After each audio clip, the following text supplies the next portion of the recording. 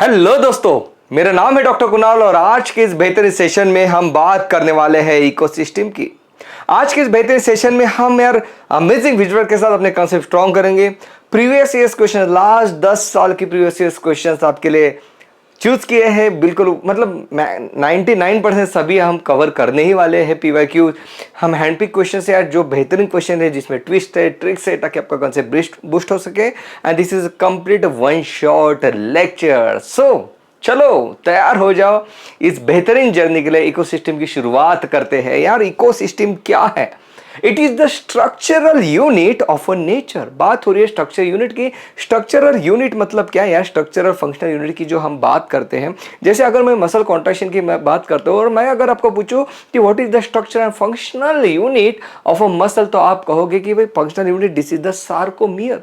अगर मैं आपको पूछूं कि लंग का स्ट्रक्चर एंड फंक्शनल यूनिट क्या है, तो आप कहोगे अल्वियोलाई। अगर मैं पूछूं कि human body is made up of different cell which is the structure and functional unit, आप कहोगे सेल। यस, तो दिस इज फंक्शनल यूनिट मतलब क्या है यार? दैट स्मॉलेस्ट यूनिट जो काम कर रहा है। अगर हम उसको समझ ले तो हम कंप्लीट नेचर को समझ सकते हैं। उस फंक्शनल यूनिट को हम इकोसिस्टम कहते हैं, जहां पे लिविंग ऑर्गेनिज्म एक दूसरे के साथ इंटरेक्ट करते हैं और लिविंग ऑर्गेनिज्म नॉन लिविंग चीजों के साथ इंटरेक्ट करते हैं। जैसे मैं पेड़ के साथ इंटरेक्ट कर रहा हूं, राइट? मैं उसको खाता हूं, बिल्कुल सही बात है। मैं कुछ ऑर्गेनिजम्स को अगर खाता हूं तो मैं उसके साथ इंटरेक्ट कर रहा हूं। साथ ही में एनवायरनमेंट में जो टेम्परेचर है, सॉइल है, वाटर है, लाइट है, इनके साथ भी मैं इंटरेक्ट करता हूं। ये सब मेरा इंटरेक्शन एक सिस्टम के अंदर चल रहा है। उस सिस्टम को मैं इकोसिस्टम कहता हूं। इसी टाइप की इकोसिस्टम मिला के कंप्लीट नेचर बनता है। So what is ecosystem? It is the functional unit of a nature where living organism interact among themselves. Yes, organism population में इसी इंटरेक्शन के बारे में हम बात करते हैं। ये जो इकोसिस्टम है, इस वर्ड को यार ये किसने इसको ढूंढ के निकाला है यार? This term ecosystem is coined by AG Tansley. AG Tansley ने इस पर्टिकुलर वर्ड को कॉइन किया है, that is ecosystem. What are the types of ecosystem? क्या इकोसिस्टम एक ही टाइप की होती है कि अलग अलग टाइप की होती है? देखो, इकोसिस्टम को हम डिवाइड करते हैं terrestrial ecosystem, aquatic ecosystem, manmade ecosystem. Simple चीजों से हम कॉम्प्लेक्स चीजों की तरफ बढ़ेंगे। टेरेस्ट्रियल इकोसिस्टम मतलब क्या? जो हमें टेरेन पे दिखाई देते हैं, जमीन पे दिखाई देते हैं, जैसे फॉरेस्ट हो गया, ग्रासलैंड हो गया, जैसे डेजर्ट एक इकोसिस्टम है। इकोसिस्टम मतलब क्या? देखो यार, फॉरेस्ट एक इकोसिस्टम है, मतलब उसमें कुछ ऑर्गेनिज्म है जो भाई फॉरेस्ट में ही दिखेंगे और वहां पे एक पर्टिकुलर टेम्परेचर है, सॉइल का एक पर्टिकुलर कैरेक्टरिस्टिक्स है, वहां पे एक पर्टिकुलर लाइट का अपना एक रोल है। इन सब चीजों को हमने कहा कि भाई ये फॉरेस्ट के इकोसिस्टम है। ग्रासलैंड में मुझे थोड़ी अलग चीजें दिखती है, डेजर्ट में मुझे अलग चीजें दिखती है, तो हमने इन इकोसिस्टम को नाम दिया फॉरेस्ट इकोसिस्टम, डेजर्ट इकोसिस्टम, है ना। और ये रहा ग्रासलैंड इकोसिस्टम इस तरीके से। जैसे एक्वेटिक इकोसिस्टम की अगर मैं बात करूँ तो पॉन्ड में मुझे अलग अलग टाइप का ऑर्गेनिज्म दिखते हैं जो एक दूसरे के साथ इंटरेक्ट करते हैं। पॉन्ड का जो टेम्परेचर है, वहां पे जो लाइट आ रहा है, वहां पे जो वाटर की क्वालिटी, इन सब चीजों का इफेक्ट उस ऑर्गेनिज्म पे होता है। ये सब चीजें एक पर्टिकुलर यूनिट में हो रही है जिसको मैं इकोसिस्टम कह रहा हूँ। यहाँ पे मैं उससे को पॉन्ड इकोसिस्टम कह रहा हूँ, जो कि ओशन के इकोसिस्टम से डिफर करेगी। तो मैंने कहा एक्वेटिक इकोसिस्टम में पॉन्ड इकोसिस्टम को मैं कंसीडर करूंगा, मैं ओशन को कंसीडर करूंगा, रिवर को, लेक को कंसीडर करूंगा। इवन मैन मेड जैसे कि क्रॉप फील्ड, एक्वेरियम, ये भी अपनी इकोसिस्टम है। सो स्ट्रक्चर ऑफ इकोसिस्टम अगर हम देखें तो वहां पे दो कंपोनेंट मुझे दिखाई देते हैं। अबायोटिक कंपोनेंट मतलब नॉन लिविंग कंपोनेंट, जैसे कि वाटर, लाइट हो गया, टेम्परेचर हो गया, सॉइल हो गया, ये सब इकोसिस्टम के एक पर्टिकुलर फीचर है। फॉरेस्ट इकोसिस्टम में इनके एक पर्टिकुलर कैरेक्टर्स आपको दिखेंगे, बिल्कुल सही बात है। बायोटिक कंपोनेंट में आते हैं, जैसे कि अगर मैं ओशन की अगर मैं बात करूँ तो वहाँ पे मुझे फाइटोप्लैंक्टन दिखाई देंगे, फ्लोटिंग प्लांट दिखाई देंगे कुछ। अब इनके ऊपर खाने वाले मुझे कुछ जू प्लैंक्टन दिखाई देंगे, फिशेस दिखाई देगी। कुछ इनके डेथ होने के बाद इनको डिकम्पोज करने वाले मुझे बैक्टीरिया, फंजाई, फ्लैजेलेटेड कुछ ऑर्गेनिज्म मुझे दिखाई देंगे। तो ये जो चीजें हैं इनको मैं कहता हूँ प्रोड्यूसर। एक इकोसिस्टम में मुझे फाइटोप्लैंक्टन दिखाई दे रहे हैं। फाइटो मतलब क्या, प्लैंक्टन मतलब क्या? प्लैंक्टन मतलब फ्लोटिंग, जिसके पास फ्लैजेला नहीं है, वो सिंगल सेल ऑर्गेनिज्म जो फ्लोट कर रहा है पानी में, उसे फाइटोप्लैंक्टन कहते हैं। उसी को खाने वाला सिंगल सेल का जो मोटाइल नहीं है, जो पानी में तैर रहा है, उसे हम जू प्लैंक्टन कहते हैं कि भाई जू प्लैंक्टन फाइटोप्लैंक्टन को खाता है। वर्ड बहुत बार आएगा आपका, इसलिए मैं अभी बता दे रहा हूँ। फाइटोप्लैंक्टन मतलब माइक्रोस्कोपिक ऑर्गेनिज्म। फाइटोप्लैंक्टन में आते हैं अल्जीज, आते हैं कुछ डाइटम्स आते हैं, right. Those are the phytoplankton, zoo plankton. चीजें क्लियर हो रही है? फाइटोप्लैंक्टन को खाने वाले जो ऑर्गेनिज्म वो भी सिंगल सेल के हैं और उनके पास बिल्कुल भी फ्लैजिला नहीं है, नॉन मोटल है, तो उनको हम जू प्लैंक्टन कहते हैं। तो ये जो फाइटोप्लैंक्टन है, ये जो फ्लोटिंग प्लांट है, प्लांट्स है, इनको हम प्रोड्यूसर्स कहते हैं। इनको खाने वाले हैं जू प्लैंक्टन, जैसे फिश भी प्लांट्स को खाती है। ये रहा यहाँ पे कंज्यूमर और ये रहे डिकम्पोजर। इस तरीके से हमें अलग अलग अलग ऑर्गेनिज्म इकोसिस्टम में दिखाई देते हैं। अब इकोसिस्टम में एक इंपॉर्टेंट कुछ वर्ड्स है, जैसे स्टैंडिंग स्टेट। स्टैंडिंग स्टेट मतलब क्या? मान लो मैं टेरेस्ट्रियल इकोसिस्टम की बात कर रहा हूँ, यहाँ पे मुझे सॉइल दिखाई दे रही है। उस सॉइल में क्या है यार? कुछ इनऑर्गेनिक न्यूट्रिएंट है, जैसे कि कैल्शियम हो गया, आयरन हो गया, जिंक हो गया। मैंने इसको मेजर कर लिया कि यार इस फॉरेस्ट के इकोसिस्टम में कितना कैल्शियम है, कितना आयरन है, कितना जिंक है, etcetera etcetera, which is a non living component. इसको मैं कहूंगा कि भाई this is the standing state of this ecosystem. ये स्टैंडिंग स्टेट है इस इकोसिस्टम का। अगर मान लो कि इसी फॉरेस्ट में जो या अलग अलग अलग मुझे प्लांट्स दिखाई देते, कुछ श्रब दिखाई देते, कुछ ग्रास दिखाई देते हैं, मैं अगर इनका बायोमास पकड़ लूं किसी एक ट्रॉपिक लेवल का, ट्रॉपिक लेवल क्या है वो भी हम बात करेंगे, ओके। सो किसी एक ट्रॉपिक लेवल का मैं यहाँ पे कंसिडर कर लूं कि इसका बायोमास क्या है यार, इसका वेट कितना है। ये प्लांट हो गया, श्रब हो गया, ग्रास हो गया, इनका वेट कितना है। अगर मैं इसको कैलकुलेट कर लूं तो मैं कहूंगा this is the standing crop. So standing crop is a living component. ये फीचर्स है बेटा इकोसिस्टम के कि भाई स्टैंडिंग स्टेट होता है इकोसिस्टम के पास, इकोसिस्टम के पास स्टैंडिंग क्रॉप होता है। स्टैंडिंग स्टेट मतलब क्या कि उस इकोसिस्टम में कितने इनऑर्गेनिक न्यूट्रिएंट्स हैं, जैसे कॉपर, जिंक, आयरन, ये कितने हैं उसको आपने कैलकुलेट कर लिया। आप कहोगे कि ये देखो भाई स्टैंडिंग स्टेट इसका इतना है। स्टैंडिंग क्रॉप मतलब क्या? स्टैंडिंग क्रॉप मतलब बायोमास। क्रॉप में क्या होता है? क्रॉप ये क्या है? लिविंग चीज है यार, है ना। तो बायो मतलब लिविंग, लिविंग मास कितना है। ये जो ट्रीज है, ग्रास है, श्रब है, इनका बायोमास कितना है। बायोमास मतलब क्या? What is biomass?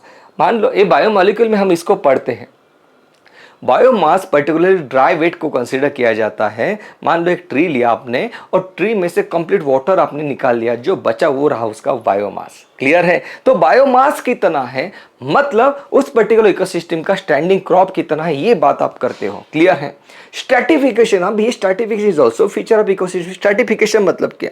जैसे आपको यहाँ पे दिखाई दे रहा है, यहाँ पे ट्री दिखाई दे रहे, श्रब दिखाई दे रहे, ग्रास दिखाई दे रहे, आपने ये जो आपको वर्टिकल डिस्ट्रीब्यूशन दिखाई दे रहा है, जैसे टॉप लेयर में आपको ट्री दिखाई दे रही है, मिडल लेयर में आपको यहाँ पे श्रब दिखाई दे रहा है, आपको यहाँ पे बॉटम लेयर में ग्रास दिखाई दे रहे हैं, तो आपको यहाँ पे लेयर्स दिखाई दे रही है यार, आपको यहाँ पे लेयर्स दिखाई दे रही है। तो इन लेयर्स को आप कहते हो स्ट्रैटिफिकेशन। स्ट्रैटा मतलब लेयर। तो इकोसिस्टम के पास अपना एक स्टैंडिंग क्रॉप होता है, दैट इज अपना एक बायोमास होता है किसी भी एक ट्रॉपिक लेवल का, okay.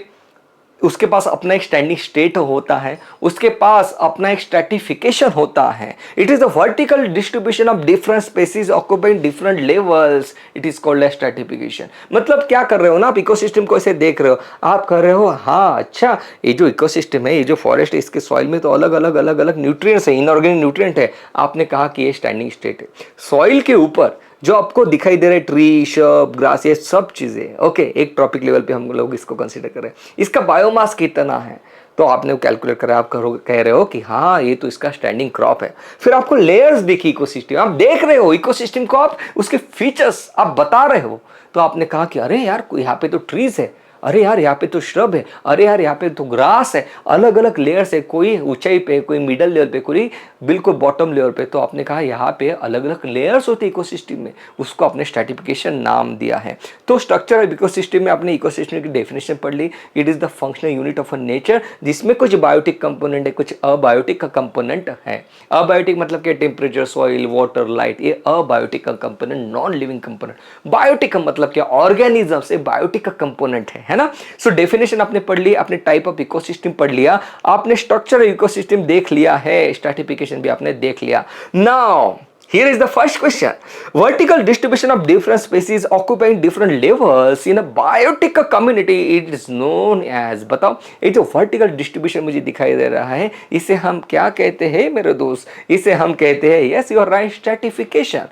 Next question. The mass of living material at a tropic level at a particular time, it is called as mass of a living material. इस living material का mass कितना है? अगर आप ये कैलकुलेट कर रहे हो, नीट 2016 का क्वेश्चन है, तो ये क्या है? कम ऑन, 3 2 1, स्क्रीन को पॉज कर लिया कीजिए अगर आप क्वेश्चन को टाइम देना चाहते हो तो, but you should try to attempt the question. Yes, मास की बात हो रही है, मतलब बात हो रही है यहाँ पे स्टैंडिंग क्रॉप की। अगर इनऑर्गेनिक न्यूट्रिएंट की बात होती तो आप कहते हैं स्टैंडिंग स्टेट। बिल्कुल सही बात। विच of the following is the functional unit of a nature? Yes, 3 2 1, आपका जो नेचर है भाई, आपका मतलब आपका पर्सनल नेचर नहीं, ये नेचर, ओके। ये भाई नेचर जो है, इसका फंक्शनल यूनिट क्या है? इसका फंक्शनल यूनिट है इकोसिस्टम। अगर आपने इकोसिस्टम को समझ लिया तो आप कंप्लीट नेचर को समझ जाओगे। अगर आपने ह्यूमन सेल को समझ लिया तो ह्यूमन बॉडी को आप समझ जाओगे। आपने एक अल्वियोलाई को समझ लिया तो आप लंग के फंक्शन को समझ जाओगे। आपने सार्कोमियर को समझ लिया तो आप मसल कॉन्ट्रैक्शन को समझ जाओगे। फंक्शनल यूनिट की बात हो रही है बेटा यहाँ पे। आपने न्यूरॉन्स को समझ लिया तो आपने ब्रेन को समझ लिया, functional unit, right? Neuron, clear. चलो, which of the following is one of the characteristic of a biological community? Yes, बताओ यार, यहाँ पे कम्युनिटी की कौन सा फीचर, इनमें से कौन सा फीचर जो है बायोलॉजिकल कम्युनिटी का फीचर है? Yes, it is the stratification. Stratification is the answer. बाकी के जो फीचर्स है वो पॉपुलेशन के फीचर है, यहाँ पे वो फीचर जो है बायोलॉजिकल कम्युनिटी के नहीं है। क्लियर है? तो फीचर्स में क्या क्या है इकोसिस्टम के पास? अपना स्टैंडिंग स्टैट है, अपना स्टैंडिंग क्रॉप है, vertical distribution, that is stratification है, ये सब चीजें। Now what are the functional components of ecosystem? यार इकोसिस्टम के पास ऐसी क्या चीजें होनी चाहिए जिसके वजह से वो काम कर सके, जिसके वजह से वो जिंदा रह सके? तो ध्यान से सुनना है। फंक्शनल कंपोनेंट मतलब इकोसिस्टम की अपनी एक प्रोडक्टिविटी होनी चाहिए। अगर वहाँ पे ट्रीज है तो ट्री ने अच्छे से प्रोडक्शन करना चाहिए ताकि बाकी ऑर्गेनिज्म को सपोर्ट कर सके। अगर वो ओशन है तो उसमें फाइटोप्लैंक्टन भाई अच्छे से होने चाहिए जो प्रोड्यूसर्स हैं, है ना, ताकि वो कंप्लीट ओशन में जो अदर बायोटिक ऑर्गेनिजम्स है उनको सपोर्ट कर सकते। प्रोडक्टिविटी एक इंपॉर्टेंट चीज है भाई। चीज प्रोडक्शन तो हो गया, अब उनका डिकम्पोजिशन भी ठीक से होना चाहिए, ना तो पता चला यहाँ पे डिकम्पोजिशन नहीं हो रहा है और फिर तो सब कुछ डिस्टर्ब हो जाएगा। तो प्रोडक्टिविटी, डिकम्पोजिशन, इसके इनके वजह से इकोसिस्टम चल रहे हैं। और क्या होना चाहिए? एनर्जी फ्लो होना चाहिए। एक ऑर्गेनिज्म से दूसरे ऑर्गेनिज्म में एनर्जी फ्लो होनी चाहिए, तभी कोई इकोसिस्टम भाई चलती रहेगी, नहीं तो डेड हो जाएगी। यहाँ पे न्यूट्रिएंट का साइक्लिंग होना चाहिए। जो न्यूट्रिएंट्स है ऐसे नहीं कि वो रिमूव हो गए इकोसिस्टम से, वहाँ पे प्रॉपर न्यूट्रिएंट का साइक्लिंग होना चाहिए। So what are the functional components of ecosystem जिनके वजह से भाई ये जो पिलर्स है इकोसिस्टम के, अगर इनमें से आप एक भी पिलर निकाल दोगे तो इकोसिस्टम कोलैप्स हो जाएगी। Productivity, decomposition and yes the energy flow, nutrient cycling, these are the functional components of ecosystem. देखते हैं यार प्रोडक्टिविटी क्यों जरूरी है इकोसिस्टम के लिए, प्रोडक्टिविटी क्या होती है, सब कुछ डिटेल में। सो देखो यहाँ पे in presence of sunlight plant photosynthesis करते हैं, ग्लूकोज को बनाते हैं। The primary production is defined as the amount of biomass और organic matter produce per unit area over a time period by plant during photosynthesis. What is primary production? Ecosystem में हम बात करें प्राइमरी प्रोडक्शन की, मतलब भाई photosynthesis द्वारा कितना ऑर्गेनिक मैटर प्रोड्यूस किया जा रहा है। ग्लूकोज बन रहा है, यहाँ पे ग्लूकोज से बाकी चीजों को भी डिराइव किया जा रहा है। तो फोटोसिंथेसिस द्वारा कितना ऑर्गेनिक मैटर एक पर्टिकुलर एरिया में एक पर्टिकुलर टाइम में, मान लो एक दिन में एक पर्टिकुलर एरिया में कितना वहां पे फोटोसिंथेसिस द्वारा ऑर्गेनिक मैटर प्रोड्यूस किया जा रहा है, उससे आप कहोगे कि प्राइमरी प्रोडक्शन। ये है भाई प्राइमरी प्रोडक्शन इस पर्टिकुलर इकोसिस्टम का। It is express in terms of gram per metre square. Primary production किस चीज का प्रोडक्शन है? बायोमास। बायोमास है भाई, मास है तो किस में कैलकुलेट करोगे आप इसको कैलकुलेट करोगे ग्राम में। ओके, ग्राम कितना एरिया लोगे, आपको एरिया भी डिफाइन करना, कंप्लीट इकोसिस्टम का एरिया कितना एरिया लोगे यार, इतने एरिया में इतना बायोमास प्रोड्यूस हो रहा है, आप इस तरीके से कैलकुलेट करोगे। मान लो 100 ग्राम पर मीटर स्क्वायर, तो ये रहा भाई प्रोडक्शन, प्राइमरी प्रोडक्शन। ये प्राइमरी वर्ड इंपॉर्टेंट है। हाँ, ये प्राइमरी प्रोड्यूसर से प्लांट्स क्या है, प्रोड्यूस करते हैं ऑर्गेनिक मैटर को। हम क्या करते हैं, हम कंज्यूमर्स हैं, हम डायरेक्टली खाते हैं उनको। Plants they are the producer. It is expressed in terms of gram per metre square. Gram मतलब बायोमास, मीटर स्क्वायर मतलब यूनिट एरिया। क्लियर बात है? तो आपको प्राइमरी प्रोडक्शन समझ में आ गया। What is productivity? It is the rate of biomass production. सिर्फ प्रोडक्शन इंपॉर्टेंट नहीं है यार, कितने टाइम में ये चीजों को प्रोड्यूस कर रहा है, उससे हम कहते हैं productivity it is express in terms of gram per metre square per year. भाई बताओ एक साल में एक पर्टिकुलर एरिया में कितना बायोमास प्रोड्यूस हुआ, तो आप कहोगे कि भाई ये इस इकोसिस्टम की प्रोडक्टिविटी है। आपने मान लो आपको कंपेयर करना है कि भाई टेरेस्ट्रियल इकोसिस्टम जैसे कि फॉरेस्ट इकोसिस्टम और ओशन की इकोसिस्टम, इन दोनों की आपको कंपेयर करना है कौन ज्यादा प्रोडक्शन दिखाता है, तो आप देखोगे प्रोडक्टिविटी, यार इसकी प्रोडक्टिविटी इतनी है, इसकी प्रोडक्टिविटी इतनी है, तो आप इससे ये कैलकुलेट कर सकते हो कि कौन ज्यादा इफिशिएंटली काम कर रहा है। Right, very good. ओके, सो प्रोडक्टिविटी मतलब क्या, इट इज द रेट मतलब ग्राम पर मीटर स्क्वायर पर time, that is per year. Clear है? तो प्राइमरी प्रोडक्शन मतलब क्या, सिंपल प्रोडक्शन देख लिया, पर प्रोडक्टिविटी मतलब क्या, कितने टाइम में प्रोडक्शन हुआ है मुझे बताओ, एक साल में कितना हुआ है मुझे बता, मतलब मैं प्रोडक्टिविटी पूछ रहा हूं आपकी। क्लियर बात है? तो प्राइमरी प्रोडक्शन हो गया, आपकी प्रोडक्टिविटी हो यहां पे गई है। Now what is gross primary productivity? तो देखो, ग्रॉस प्राइमरी प्रोडक्टिविटी मतलब it is the rate of production of organic matter during photosynthesis. कितने रेट से ऑर्गेनिक मैटर प्रोड्यूस हो रहा है, बिल्कुल सही बात है, उससे आप कहोगे ग्रॉस प्राइमरी प्रोडक्टिविटी। क्लियर है? अभी आपने देखा प्राइमरी प्रोडक्शन क्या होता है और आपने ये भी देखा कि प्रोडक्टिविटी क्या होती है। अब हम बात करेंगे gross primary productivity. Gross primary productivity मतलब क्या, कि फोटोसिंथेसिस द्वारा एक पर्टिकुलर एरिया में एक पर्टिकुलर टाइम के अंदर कितना बायोमास प्रोड्यूस हो रहा है, जो हो रहा है उसे आप कहते हो gross primary productivity. A considerable amount of gross primary productivity is utilized by plants in a respiration. इसका मतलब क्या, देखो यार, प्लांट क्या कर रहा है, ऑर्गेनिक मैटर को प्रोड्यूस कर रहा है, ग्लूकोज को सिंथेसाइज कर रहा है, ग्लूकोज से अलग अलग कंपोनेंट बना रहा है, वो ग्लूकोज से सेलुलोज बनाता है, अलग अलग चीजें बना रहा है प्लांट। राइट, बहुत सारी चीजें बनाता है। तो ये जो कुछ है इसका वो यूज क्या किस लिए करता है, वो खुद के मेटाबॉलिज्म के लिए यूज करता है, रेस्पिरेशन के लिए वो यूज करता है। तो यहाँ पे ये बोला जा रहा है ये जो प्लांट प्रोड्यूस कर रहा है ऑर्गेनिक मैटर, उसका अमाउंट वो रेस्पिरेशन के लिए, अपने मेटाबॉलिज्म के लिए वो यूज करता है। भाई उसको ग्लूकोज लगेगा ना, प्लांट फोटोसिंथेसिस करता है तो रेस्पिरेशन भी तो करता है। बिल्कुल सही बात है। तो मान लो कि मैं कंज्यूमर हूं, जैसे यहाँ पे एक दिखाई दे रहा है, एक कुत्ता है कि कौन है, नहीं, this I think this is a goat और शीप। ओके, वो आ रहा है और यहाँ पे हर्बीवोर आ रहा है, प्लांट को खा रहा है। तो कंप्लीट जो प्लांट ने बनाया वो सब कुछ तो इसको नहीं दे देता है, वो क्या करता है, बनाता है ग्लूकोज को, कुछ ग्लूकोज का वो रेस्पिरेशन करता है, अपनी ग्रोथ कराता है रेस्पिरेशन द्वारा। ओके, बिल्कुल सही बात है। तो रेस्पिरेशन में जो ऑर्गेनिक मैटर बना उसका वो यूज करता है रेस्पिरेशन के लिए। बचा हुआ जो ऑर्गेनिक मैटर है भाई उसको ये खा सकता है हर्बीवोर।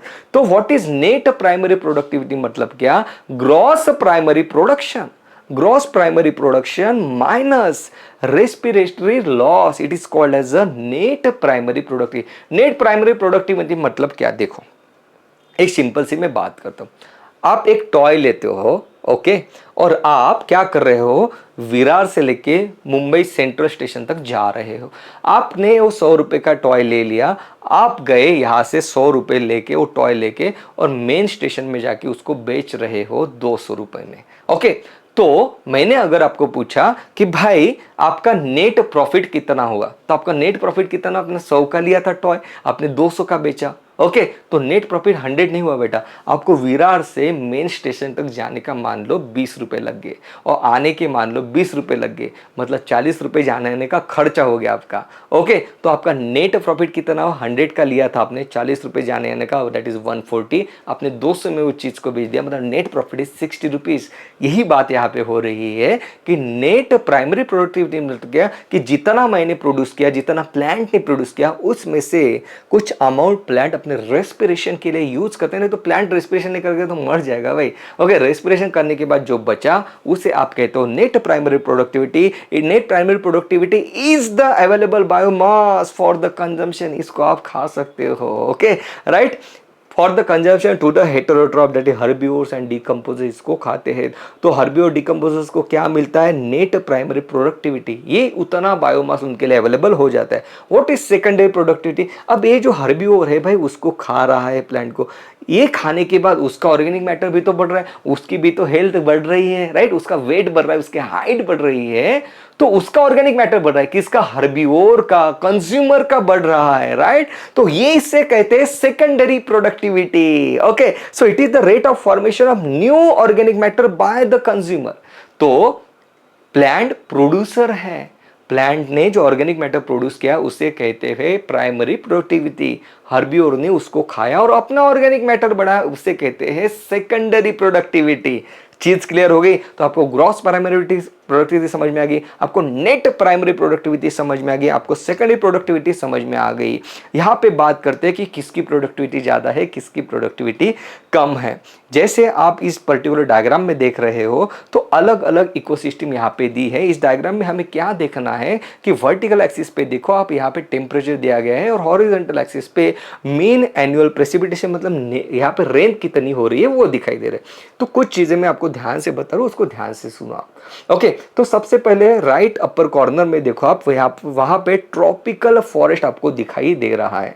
ट्रॉपिकल फॉरेस्ट में आप देखो एक बिल्कुल लंबा सा ट्रॉपिकल फॉरेस्ट आपको दिखाई दे रहा है, मतलब उसकी रेंज बड़ी सी दिखाई दे रही है। तो ध्यान से देखो, लेकिन उसका ब्रॉडनेस देखो कम है, लेंथ वाइज वो बड़ा है। लेंथ वाइज बड़ा है मतलब क्या, वहां पे रेन अच्छी खासी हो रही है, लेकिन ब्रॉडनेस देखो उसका कम है। वर्टिकल एक्सिस वाला उसका जो डायमेंशन है वो कम है, मतलब यहाँ पे टेम्परेचर वेरिएशन कम है, रेन अच्छी खासी है। टेम्परेचर वेरिएशन यहाँ पे कम होता है ट्रॉपिकल फॉरेस्ट में, ये हमें देखना है। और यहाँ पे रेन ज्यादा होती है, तो यहाँ पे आपको एनुअल प्रेसिपिटेशन की कुछ वैल्यू दी जाएगी। एमसीक्यू में बोला जाएगा कि बताओ कि 400 अराउंड एनुअल प्रेसिपिटेशन है, तो वो कौन है भाई? तो आपको ये बताते हुए आना चाहिए कि ये तो ट्रॉपिकल फॉरेस्ट है। ये ट्रॉपिकल फॉरेस्ट क्या होता है, ये सब चीजें बेटा आने वाले धीरे धीरे सेशन में आपकी बिल्कुल क्लियर हो जाएगी। सब चीजें मैं बिल्कुल आसानी से आपको पढ़ाने वाला हूँ।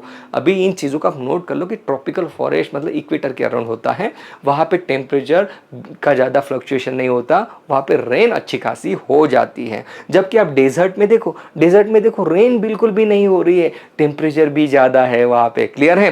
तो यहां पे देखो हाईएस्ट प्रोडक्टिविटी, अगर हम अलग अलग इकोसिस्टम को कंसीडर करें तो मुझे दिखाई देता है कि भाई ट्रॉपिकल फॉरेस्ट के इकोसिस्टम प्रोडक्टिविटी बहुत ज्यादा है, उसके बाद टेम्परेट की, उसके बाद ग्रासलैंड की, और उसके बाद डेजर्ट की। अगर मैं टेरेस्ट्रियल इकोसिस्टम की अगर बात करूं, राइट, और यहाँ पे एक्वेटिक की अगर मैं बात करूं तो कोरल रीफ की प्रोडक्टिविटी मुझे बहुत ज्यादा दिखाई देती है। तो ध्यान से सुनो ये चीज क्यों हो रही है, नहीं तो पढ़ोगे भूल जाओगे फिर से, यार टेम्परेट था कि ट्रॉपिकल था, टेम्परेट था कि ट्रॉपिकल था। ट्रॉपिकल फॉरेस्ट की इकोसिस्टम की, ट्रॉपिकल फॉरेस्ट जो इकोसिस्टम है वहां पे प्रोडक्टिविटी ज्यादा है। प्रोडक्टिविटी ज्यादा है मतलब क्या, वहां पे जो प्लांट है वो अच्छे से ऑर्गेनिक मैटर को प्रोड्यूस कर पा रहे हैं। अब मुझे बताओ कि कोई अपना अच्छे से काम कब कर पाएगा? वो तब कर पाएगा जब उसको आप स्टेबल एनवायरनमेंट ऑफर करो, राइट। रोज उसका आप टेम्परेचर बदल रहे हो, रोज वहां पे हलचल हो रही है, तो कोई अच्छे से काम नहीं कर पाएगा। यही चीज होती है ट्रॉपिकल फॉरेस्ट में कि वहां पे आप देख रहे हो डायग्राम में कि टेम्परेचर फ्लक्चुएशन बहुत ही कम है, टेम्परेचर फ्लक्चुएशन बहुत कम है। ये इक्वेटर पे प्रेजेंट है, ये आने वाले चैप्टर में दिया है ये चीजें, लेकिन उसका सिग्निफिकेंस इस चैप्टर में इसलिए मैं बता रहा हूं। तो ये इक्वेटर के ऊपर प्रेजेंट है, बिल्कुल सही बात है। यहाँ पे अच्छा खासा सनलाइट मिल जाता है, सीजनल वेरिएशन कम है बेटा। यहाँ पे ऐसा नहीं है कि बिल्कुल मतलब एक बार बर्फ पड़ रही है, नहीं तो बिल्कुल भी पानी नहीं है। एक्सट्रीम इन्वायरमेंट के कई सारे कंट्रीज है, तो ये सब चीज़ें यहाँ पे नहीं हो रही है। जैसे अपना इंडिया मतलब ट्रॉपिकल रीजन में आ जाता है, इक्वेटर पे आ जाता है, तो अपने पास क्या है, लेस सीजनल वेरिएशन। आप कहोगे कि सर सीजनल वेरिएशन तो इंडिया में भी है, यहाँ पे तो बारिश होती है, यहाँ पे ठंड होती है, यहाँ पे तो गर्मी भी होती है बेटा, लेकिन एक्सट्रीम नहीं होता। ऐसा नहीं होता कि इतनी ज्यादा बर्फ पड़ गई कि भैया आप कुछ काम ही नहीं कर पा रहे हो। These are called as less seasonal variation. यहाँ पे sunlight throughout the year आपको मिल जाता है, रेनफॉल यहाँ पे अच्छी खासी होती है, इसलिए ट्रॉपिकल फॉरेस्ट में, ट्रॉपिकल फॉरेस्ट की जो प्रोडक्टिविटी है ये अच्छी रहती है, ज़्यादा रहती है। तो ट्रॉपिकल फॉरेस्ट की प्रोडक्टिविटी बहुत है ज़्यादा। और अगर आप एक्वेटिक इकोसिस्टम की अगर बात करें तो वहाँ पे कोरल रीफ मतलब क्या, अगर आप अंडमान निकोबार गए होंगे तो वहाँ पे कोरल रीफ्स आपको दिखाई देती है, मतलब बहुत ही ब्यूटीफुल वहाँ पे आपको प्लांट्स दिखाई देते हैं। मतलब ये शैलो वाटर यहाँ पे रहता है, सनलाइट अच्छे से आ जाता है, नीचे कोरल का सपोर्ट है। एक बार गूगल में कोरल सर्च कर लेना, नहीं तो आने वाले नेक्स्ट चैप्टर में दिखाने भी वाला हूँ। तो वहाँ पे कोरल्स रहते हैं, तो जो प्लांट्स है, एक्वेटिक प्लांट है, उनको सपोर्ट मिल जाता है, अच्छा खासा प्रोडक्शन दिखा पाते हैं। एक्वेटिक इकोसिस्टम की मैं बात करूँ तो कोरल रीफ अच्छे से प्रोडक्शन दिखाती है। और अगर मैं टेरेस्ट्रियल इकोसिस्टम की बात करूं तो कौन अच्छे से बहुत ज़्यादा प्रोडक्टिविटी कौन दिखाता है, वो है tropical forest. Why is the ecological productivity of ocean, वैसे मैंने क्या कहा, कोरल रीफ जहाँ पे वाटर शैलो है वहाँ पे प्रोडक्टिविटी ज़्यादा है।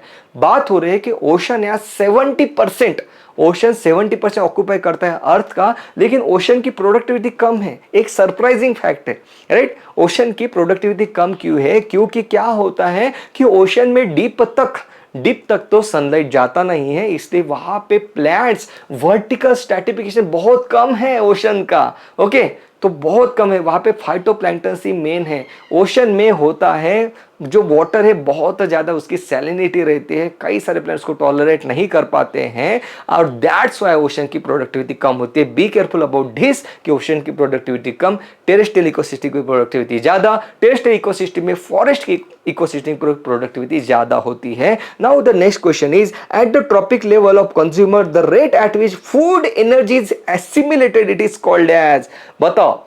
एसिमिलेशन हो रहा है, फूड एनर्जी का प्रोडक्शन की बात नहीं चल रही है, एसिमिलेशन की बात चल रही है। तो बताओ what is the answer? 3, 2 and 1। Yes, the answer is, बिल्कुल सही बात, सेकेंडरी प्रोडक्टिविटी। प्राइमरी प्रोडक्टिविटी मतलब प्रोडक्शन की बात, सेकेंडरी प्रोडक्टिविटी मतलब कंज्यूम करने के बाद प्रोडक्शन की बात, दैट इज एसिमिलेशन की बात। The amount of nutrients such as carbon, nitrogen, phosphorus, calcium present in the soil at any given time it is referred as a. Ecosystem देखने के लिए गए, आप देख रहे हो, आप फॉरेस्ट इकोसिस्टम आपके सामने है, आप देखते हो कि उसमें कितना कार्बन, नाइट्रोजन, फास्फोरस, कैल्शियम है सॉइल में, आपने देख लिया कि भाई इतना है, तो मुझे आप क्या बता रहे हो? आप मुझे स्टैंडिंग क्रॉप बता रहे हो कि स्टैंडिंग स्टेट बता रहे हो? आप मुझे बता रहे हो the question can say standing state. Okay, अगर आपने वहां पे बायोमास कैलकुलेट कर लिया होता कि यहाँ पे इतनी सारी ट्रीज है, उसका मैं बायोमास कैलकुलेट कर लेता हूँ, तो आप मुझे बता रहे होते standing crop. In the question gross primary productivity minus respiratory loss is equal to NPP, the R represent for. Gross primary productivity मतलब क्या? प्लांट्स जो ट्रीज जो ऑर्गेनिक मैटर को बनाते हैं, उसके बाद उसी ऑर्गेनिक मैटर को कंज्यूम करते हैं रेस्पिरेशन द्वारा। बचा हुआ जो ऑर्गेनिक मैटर है कंज्यूमर के लिए अवेलेबल है, हर्बिवोर के लिए अवेलेबल है। आर मतलब क्या? Respiratory loss. Next question, in an ecosystem the rate of production of organic matter during photosynthesis term as, the rate of production हो रहा है ऑर्गेनिक मैटर का, उस प्रोडक्शन के रेट को आप क्या कहते हो? Yes, 3, 2, 1, it is called as gross primary productivity. In relation to gross primary productivity NEET 2021 and the net primary productivity of an ecosystem, which one of the following statement is correct? ध्यान से देखो, gross primary productivity minus respiratory loss is equal to net primary productivity. इसका ही मतलब ये हो गया भाई कि gross primary productivity is always more than the net primary productivity. Okay, बिल्कुल सही बात। देखो, बहुत इंपॉर्टेंट एमसीक्यू है। Secondary productivity is the rate of formation of new organic matter by. Secondary productivity किसकी होती है? प्रोड्यूसर की होती है कि कंज्यूमर की होती है? वो होती है 3, 2, 1, यस, कंज्यूमर की होती है बेटा। ओके, प्राइमरी प्रोडक्टिविटी होती जो प्राइमरी प्रोडक्टिविटी ये प्रोड्यूसर की होती है, सेकेंडरी प्रोडक्टिविटी कंज्यूमर की होती है। NEET 2014 biomass available for consumption by herbivores and decomposer. बताओ, बायोमास जो हर्बिवोर और डिकम्पोजर का अवेलेबल है खाने के लिए, वो क्या है? क्या ग्रॉस प्रोडक्टिविटी अवेलेबल है? नहीं भाई, ग्रॉस प्राइमरी प्रोडक्टिविटी से तो रेस्पिरेशन में जो कंज्यूम होता है वो तो माइनस कर लिया, तो net primary productivity is the answer बेटा। Okay, now the functional components of ecosystem. Functional components of ecosystem में हमने प्रोडक्टिविटी की बात कर ली। Now let's talk about decomposition. हमने प्रोडक्टिविटी की बात कर ली, अब नेक्स्ट फंक्शनल कंपोनेंट है डिकम्पोजिशन की बात करते हैं।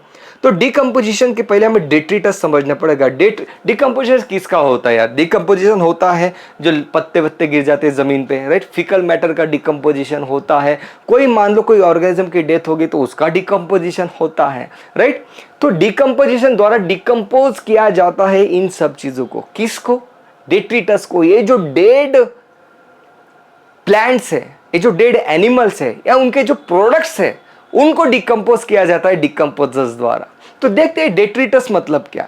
डेट्रिटस मतलब dead plant remain such as leaves, जैसे कि फ्लावर हो गया, जैसे कि बार्क हो गया, जैसे कि डेड रिमेन्स ऑफ एनिमल, कोई एनिमल मर गया है जैसे कि वो, उसे हम डेट्रिटस कहते हैं। Including faecal matter constitute the detritus. ये हो गया जो पत्ता पत्ता गिर गया, फ्लावर गिर गया जमीन पे, या तो कोई प्लांट की डेथ हो गई या तो फिर किसी एनिमल की डेथ हो गई, ये सब चीजें जो कि डेड हैं उसे आप कहते हो डेट्रिटस। डिकम्पोजर इस डेट्रिटस को डिकम्पोज करते हैं, मतलब ठिकाने पे लगाते हैं, right. So what is decomposition? Decomposition में क्या होता है कि कॉम्प्लेक्स ऑर्गेनिक मैटर जो डेट्रिटस में होता है जैसे कि स्टार्च, उसको डिकम्पोज किया जाएगा, ब्रेक डाउन किया जाएगा सिंपल ऑर्गेनिक मैटर में जैसे कि ग्लूकोज। स्टार्च को ब्रेक किया जाएगा। यहाँ पे जो स्टार्च है उस पत्ते में, जो पत्ता जो जमी पे गिरा है, उस स्टार्च को ब्रेक डाउन किया जाएगा ग्लूकोज में, और उसका फर्दर ब्रेक डाउन करके वहां से उसका CO2 और वाटर को वहां पे रिलीज किया जाएगा, फाइनल ब्रेकडाउन प्रोडक्ट। ओके, इस तरीके से कॉम्प्लेक्स ऑर्गेनिक मैटर को बिल्कुल ब्रेक करते हुए सिंपल इनऑर्गेनिक सब्सटेंस को ब्रेक कर दिया जाता है। इनऑर्गेनिक लाइक कार्बन डाइऑक्साइड, उसको ब्रेक करते हुए हम जाएंगे, मतलब उसको ठिकाने पर लगाना है। जो प्रोडक्टिविटी हुई इसके पहले हमने देखा, उसको अब डिकम्पोज करना है। देखते हैं डिकम्पोजर्स किस तरीके से काम करते हैं। डिकम्पोजर्स में आते हैं भाई 4 से 5 स्टेज, इस तरीके से डिकम्पोजिशन होता है। सबसे पहले हम बात करेंगे फ्रैगमेंटेशन की। मान लो एक पत्ता है जो आपको आपके स्क्रीन पे दिख रहा है, इसका डिकम्पोजिशन हम देखेंगे तो सबसे पहले यहाँ पे जो चीज होती है वो है फ्रैगमेंटेशन, मतलब फ्रैगमेंट्स। इसको फ्रैगमेंट में मतलब इसको टुकड़ों टुकड़ों में काट देता है अर्थवर्म। ओके, उसके बाद यहाँ पे होता है लीचिंग, उसके बाद होता है इसका कैटाबोलिज्म, फिर होता है यहाँ पे humification and then there is the mineralization. इतने सारे स्टेप्स होते हैं डिकम्पोजिशन में, मतलब इस तरीके से उस लाश को ठिकाने लगाया जाता है। देखते हैं फ्रैगमेंटेशन मतलब क्या, बहुत इंपॉर्टेंट है, ध्यान से सुनना है। फ्रैगमेंटेशन मतलब क्या, जैसे कि अर्थवर्म है, फेरिटिमा है ना, ये अर्थवर्म इस तरीके से उसने लीफ के टुकड़े टुकड़े टुकड़े टुकड़े कर दिए, उसने जो खाना था वो खा लिया, बिल्कुल सही बात है, तो फ्रैगमेंट्स कर दिए उसने। The first step in the decomposition is the fragmentation. हालांकि एनसीईआरटी ने क्या बताया, ये सब चीजें जो है साइमल्टेनियसली चलेगी। ऐसा नहीं होगा कि भाई डिकम्पोजिशन इसका फ्रैगमेंटेशन कब खत्म होता है तो उसके बाद लीचिंग शुरू होगा, नहीं, सब चीजें साथ में शुरू होती है। तो ये अर्थवर्म आता है जो इस तरीके से क्या करता है, लीफ के फ्रैगमेंट्स यहाँ पे करा देता है। Detritivores for example earthworm break down detritus into smaller fragments, this process is called as a fragmentation. उसके बाद होता है लीचिंग, बहुत इंपॉर्टेंट है, ध्यान से सुना। अब ये जो फ्रैगमेंट्स है, ये फ्रैगमेंट इस तरीके से पड़े हुए हैं जमीन के सतह पे, सरफेस पे। ओके, फिर होती है किसी दिन बारिश, और ये जो यहाँ पे जो उसका कंटेंट है ये चला जाता है जमीन में बिल्कुल नीचे, वहां पे जाकर प्रेसिपिटेट होता है। वाटर सोल्यूबल इनऑर्गेनिक न्यूट्रिएंट जो होते हैं प्लांट के सेल में, प्लांट के पास उस लीफ में, जैसे कि सल्फर, नाइट्रोजन जो कि वाटर सोल्यूबल है, this goes down into the soil and gets precipitate as a unavailable salt. बहुत इंपॉर्टेंट पॉइंट एनसीईआरटी ने दिया है, इसके ऊपर बहुत सही एमसीक्यू बनता है। इसे आप कहते हो लीचिंग। लीचिंग मतलब क्या, ये जो लीफ है, इस लीफ में क्या होता है, मिनरल न्यूट्रिशन में हमने पढ़ा, इसमें होता है भाई सल्फर, इसमें होता है नाइट्रोजन। ये जो वाटर सोल्यूबल इनऑर्गेनिक चीजें जो है वाटर के साथ ये चली जाती है जमीन के अंदर, वहां पे जाके चीजें प्रेसिपिटेट हो जाती है, इतने नीचे गई कि उसको रूट अब एब्जॉर्ब नहीं कर सकता। तो लीचिंग के द्वारा जो प्रेसिपिटेटेड सॉल्ट्स है उसको भाई प्लांट उसको क्या कर सकता नहीं है, उसको एब्जॉर्ब नहीं कर सकता। आप देख रहे हो रूट तो ऊपर खत्म हो गए, ये नीचे जा रहे हैं, इसलिए एनसीईआरटी कहती है they are available as the मतलब they gets precipitated as the unavailable salt. Very very important point. तो लीचिंग मतलब क्या, कि इस तरीके से, मतलब आप ये समझ लेना कि किसी दिन बारिश हो रही है, आपके घर में बूंद बूंद बूंद बूंद जब गिरती है उसको कहते हैं लीचिंग। ओके, उसको लीकिंग कहते हैं, लेकिन कुछ उसी तरीके से यहाँ पे लीचिंग को कहा जा रहा है। This precipitated salt are far deep from the root and hence it is unavailable for the absorption, उसको एब्जॉर्ब नहीं किया जा सकता। कैटाबोलिज्म मतलब क्या, जैसे बैक्टीरिया, कुछ फंगस क्या करते हैं, यहाँ पे आते हैं फंगस, तो क्या करता है, एक्स्ट्रा सेल्यूलर डाइजेशन करता है, अपने एंजाइम उस प्लांट के पत्ते के ऊपर छोड़ देगा और वहां पे क्या करेगा, स्टार्च का, ग्लूकोज का ब्रेक डाउन करना शुरू कर लेगा। और इस तरीके से कैटाबोलिज्म मतलब कट करना, कटिंग करना, कैटाबोलिज्म मतलब उसको कहते हो आप डिस्ट्रक्शन, और एनाबोलिज्म मतलब construction. Anabolism is construction. AC अगर आपको डिफिकल्टी जा रही हो, AC anabolism for construction, catabolism for destruction. Anabolism में कंस्ट्रक्शन होता है चीजों का, यहाँ पे एनाबोलिज्म नहीं हो रहा है, यहाँ पे कैटाबोलिज्म हो रहा है, चीजों को डिकम्पोज करने की बात हो रही है। डिकम्पोज मतलब कंपोजिशन ब्रेक करने की बात हो रही है ना। ओके, सही बात है। तो bacteria fungal enzyme degrade detritus into simple inorganic substances जैसे कि carbon dioxide and water. This process is called as catabolism. तो सबसे पहले फ्रेगमेंटेशन हो गया, उसके बाद लीचिंग हो गया, कैटाबोलिज्म हो गया। इन्होंने क्या क्या किया, ग्लूकोज खा लिया, स्टार्च खा लिया, ये सब अच्छी अच्छी चीजें इन्होंने खा ली। अब आता है ह्यूमिफिकेशन। अब यहाँ पे क्या था भाई, प्लांट के पास सेल वॉल होती है जो कि सेल्यूलोज से बनी होती है। और क्या क्या होता है, प्लांट के सेल में लिग्निन भी होता है, सेल वॉल में, secondary cell wall, okay, lignin भी होता है, वहां पे रेजिन्स भी होता है प्लांट के पास। अब ये जो चीजें बहुत हार्ड है, इनको भाई इसको ब्रेक करना बहुत डिफिकल्ट है। सेल वॉल सेल्यूलोज से बनी है, इतना बड़ा प्लांट खड़ा कर देती है सेल वॉल, उसको ऐसे आसानी से आप ब्रेक नहीं कर सकते। बहुत से बैक्टीरिया, बहुत से फंगस उसको ब्रेक ही नहीं कर सकते। This can not be easily decompose by the decomposers. तो इन्होंने ग्लूकोज खा लिया, स्टार्च खा लिया, सब कुछ चीजें अच्छे से चीजें खा ली। ये जो हार्ड चीजें है अभी भी बची है इसमें। अब ये जो हार्ड चीजें है जैसे कि लिग्निन, जैसे कि रेजिन, जैसे कि सेल्यूलोज, ये क्या कर देते हैं, इनका एक तरीके से आप जैसे डायग्राम में दिख रहे हो इस तरीके से वो एक मैटर यहाँ पे बना देते हैं जिससे आप कहते हो ह्यूमस। जिसे आप क्या कहते हो, ह्यूमस। इसमें भी कार्बन है, हाइड्रोजन है, ऑक्सीजन है। अब इसको आराम से आप ब्रेक नहीं कर सकते, इसको टाइम लगेगा। तो यहाँ से धीरे धीरे इन न्यूट्रिएंट्स को रिलीज किया जाएगा। तो ह्यूमस द्वारा क्या होता है, it is highly resistant to microbial activity and it act as a reservoir of a nutrient. क्योंकि आप इसको आसानी से नहीं ब्रेक कर सकते, कोई भी आएगा ब्रेक कर देगा, ऐसा नहीं होगा भाई। लिग्निन स्ट्रांग है, सेल्यूलोज स्ट्रांग है, इसलिए तो प्लांट ने अपने प्लांट के सेल ने अपने प्रोटेक्शन के लिए उसको बनाया है। ऐसे थोड़ी कि बिल्कुल ब्रेक कर दिया आपने, बिल्कुल नहीं। So it act as a reservoir for the nutrients. अब आता है मिनरलाइजेशन। मिनरलाइजेशन मतलब क्या कि ह्यूमस अब धीरे धीरे लिग्निन सेल्यूलोज का ब्रेकडाउन होगा, बहुत टाइम लगेगा। तो ये जो ह्यूमस है after degradation by some microbes they release the inorganic minerals and this called as a mineralization. यहां पे क्या होता है कि भाई आराम से तो डिकम्पोजिशन नहीं होगा, धीरे धीरे होगा। उसके बाद कुछ मिनरल्स प्लांट के सेल में जो तो अब रिलीज हो जाएंगे। Humus releases minerals slowly which are available in the upper layer for the roots.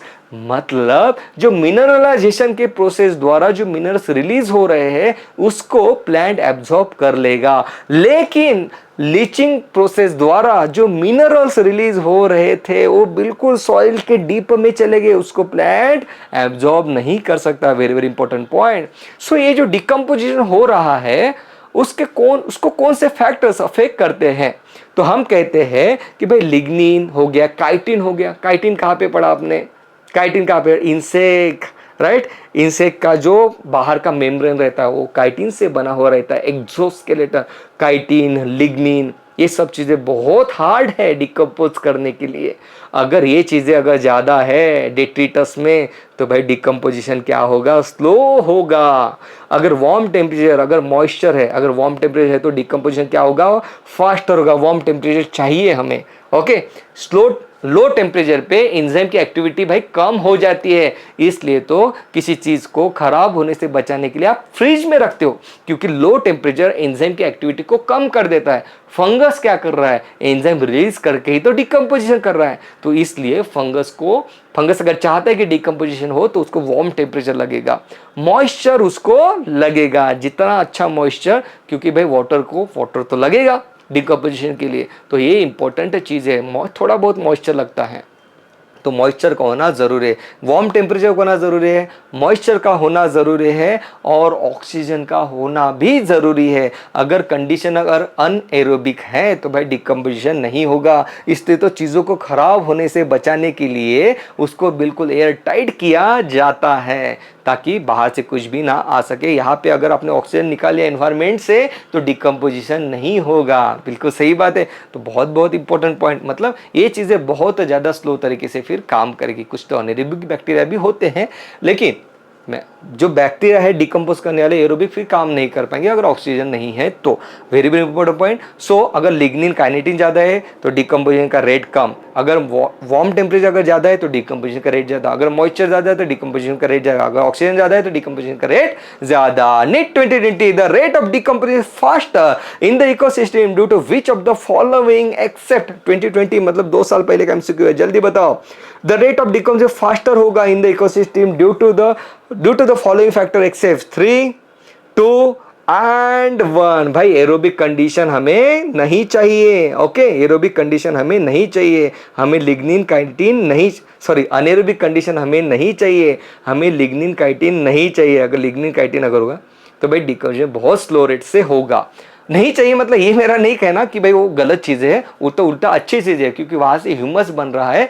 लेकिन ये इन पॉइंट ऑफ मैं फंगस और बैक्टीरिया के पॉइंट ऑफ व्यू से बात कर रहा हूँ कि अगर किसी भी डिट्रिटस में लिग्निन काइटिन अगर ज्यादा है तो डिकम्पोजिशन बिल्कुल भी स्लो होगा, फास्टर नहीं होगा।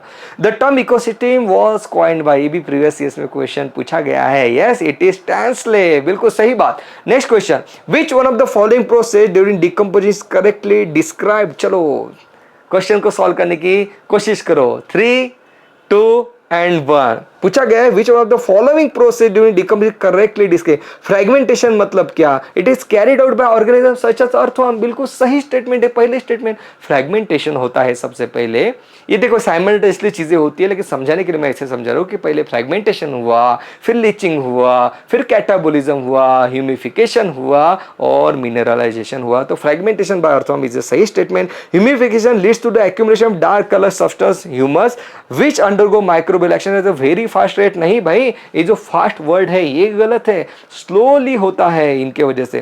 कैटाबोलिज्म क्या है, it is the last step in the decomposition under fully anaerobic condition. नहीं, कैटाबोलिज्म के लिए मेरे पास ऑक्सीजन का होना जरूरी है क्योंकि एरोबिक बैक्टीरिया ऑक्सीजन का यूज करेंगे और डिकम्पोजिशन करेंगे। लीचिंग मतलब क्या, water soluble inorganic nutrient rise to the top layer of soil. नहीं भाई, ये तो जमीन के अंदर जाते हैं, it moves deep into the soil. ये तो यही तो पढ़ा हमने, unavailable salt as a precipitate as a unavailable salt, यही तो हमने पढ़ा। NEET 2013 which one of the following is not a functional unit of a ecosystem। चलो ये बढ़िया सा एमसीक्यू है भाई।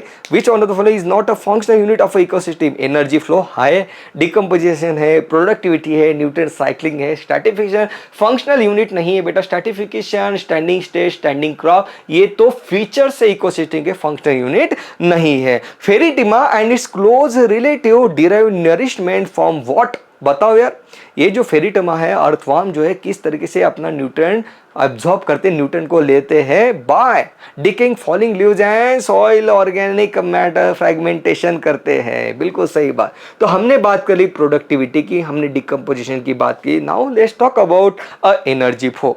देखो जो सोलर रेडिएशन से जो अपने पास जो सनलाइट जो आ रहा है, of the incident solar radiation only 50% of it is photosynthetically active radiation को बिलोंग करता है। मतलब सन ने जो भाई 100 रेज अगर भेजी उसमें से 50 रेज ही अपने काम किए जो photosynthetically active radiation that is PAR को बिलोंग करती है। मतलब उसी पर्टिकुलर वेवलेंथ के लाइट को प्लांट जो है फोटोसिंथेसिस करने के लिए यूज कर सकता है। ओके तो ये कितनी होती है, लेस देन 50%। PAR आप किसे कहते हो, 400 से 700 नैनोमीटर की जो वेवलेंथ आती है इस पर्टिकुलर रीजन को आप कहते हो फोटोसिंथेटिकली एक्टिव रेडिएशन। जहाँ पे ब्लू लाइट और रेड लाइट में फोटोसिंथेसिस मैक्सिमम होता है, ये चीज़ भी हमने पढ़ी है। फोटोसिंथेसिस में ग्रीन लाइट में क्या फोटोसिंथेसिस सबसे मैक्सिमम होता है, मुझे कमेंट में ज़रूर बताना। प्लांट जो है ये तो 50% आ गया, ये 50% में से भी प्लांट क्या करता है, only 2 to 10% of the PAR।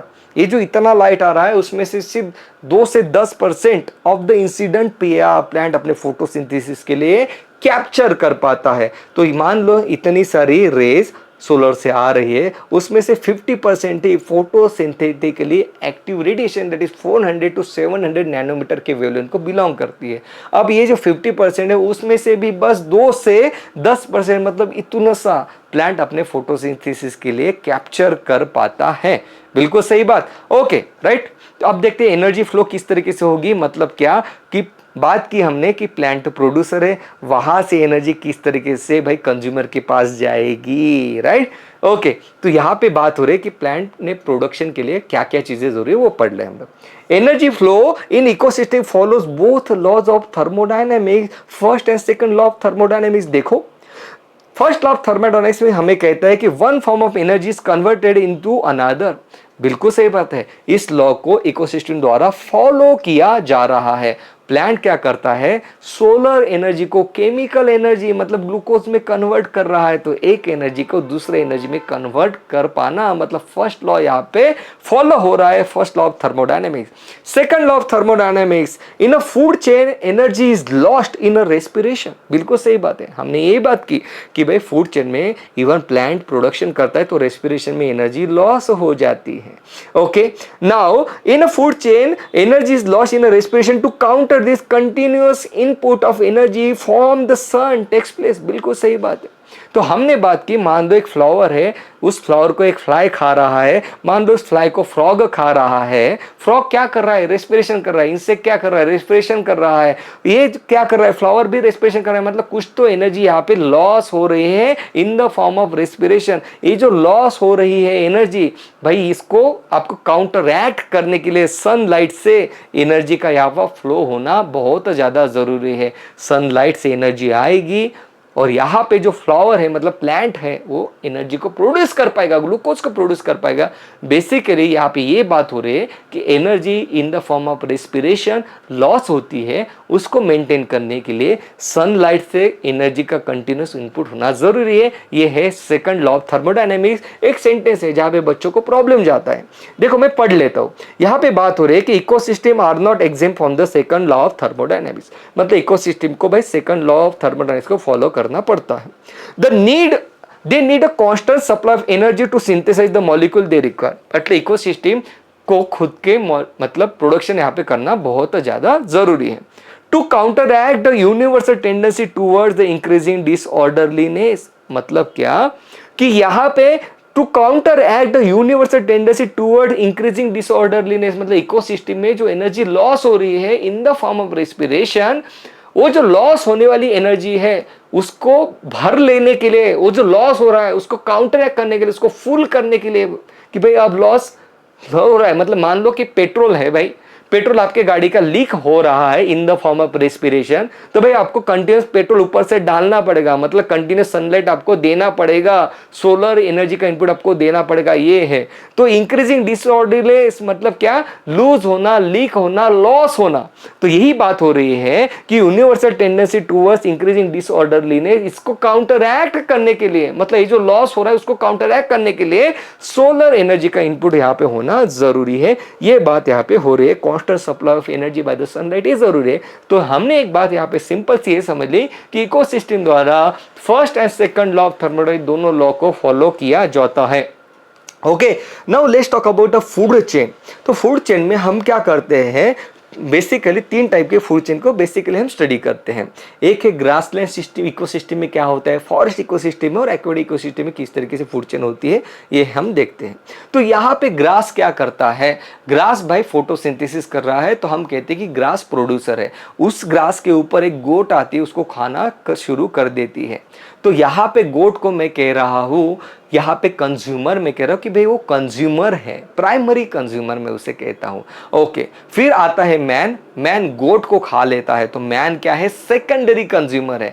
Primary consumer is the goat, man is the secondary consumer. मान लो उसी आदमी को किसी लॉयन ने खा लिया, तो आप कहोगे कि lion is the tertiary consumer then.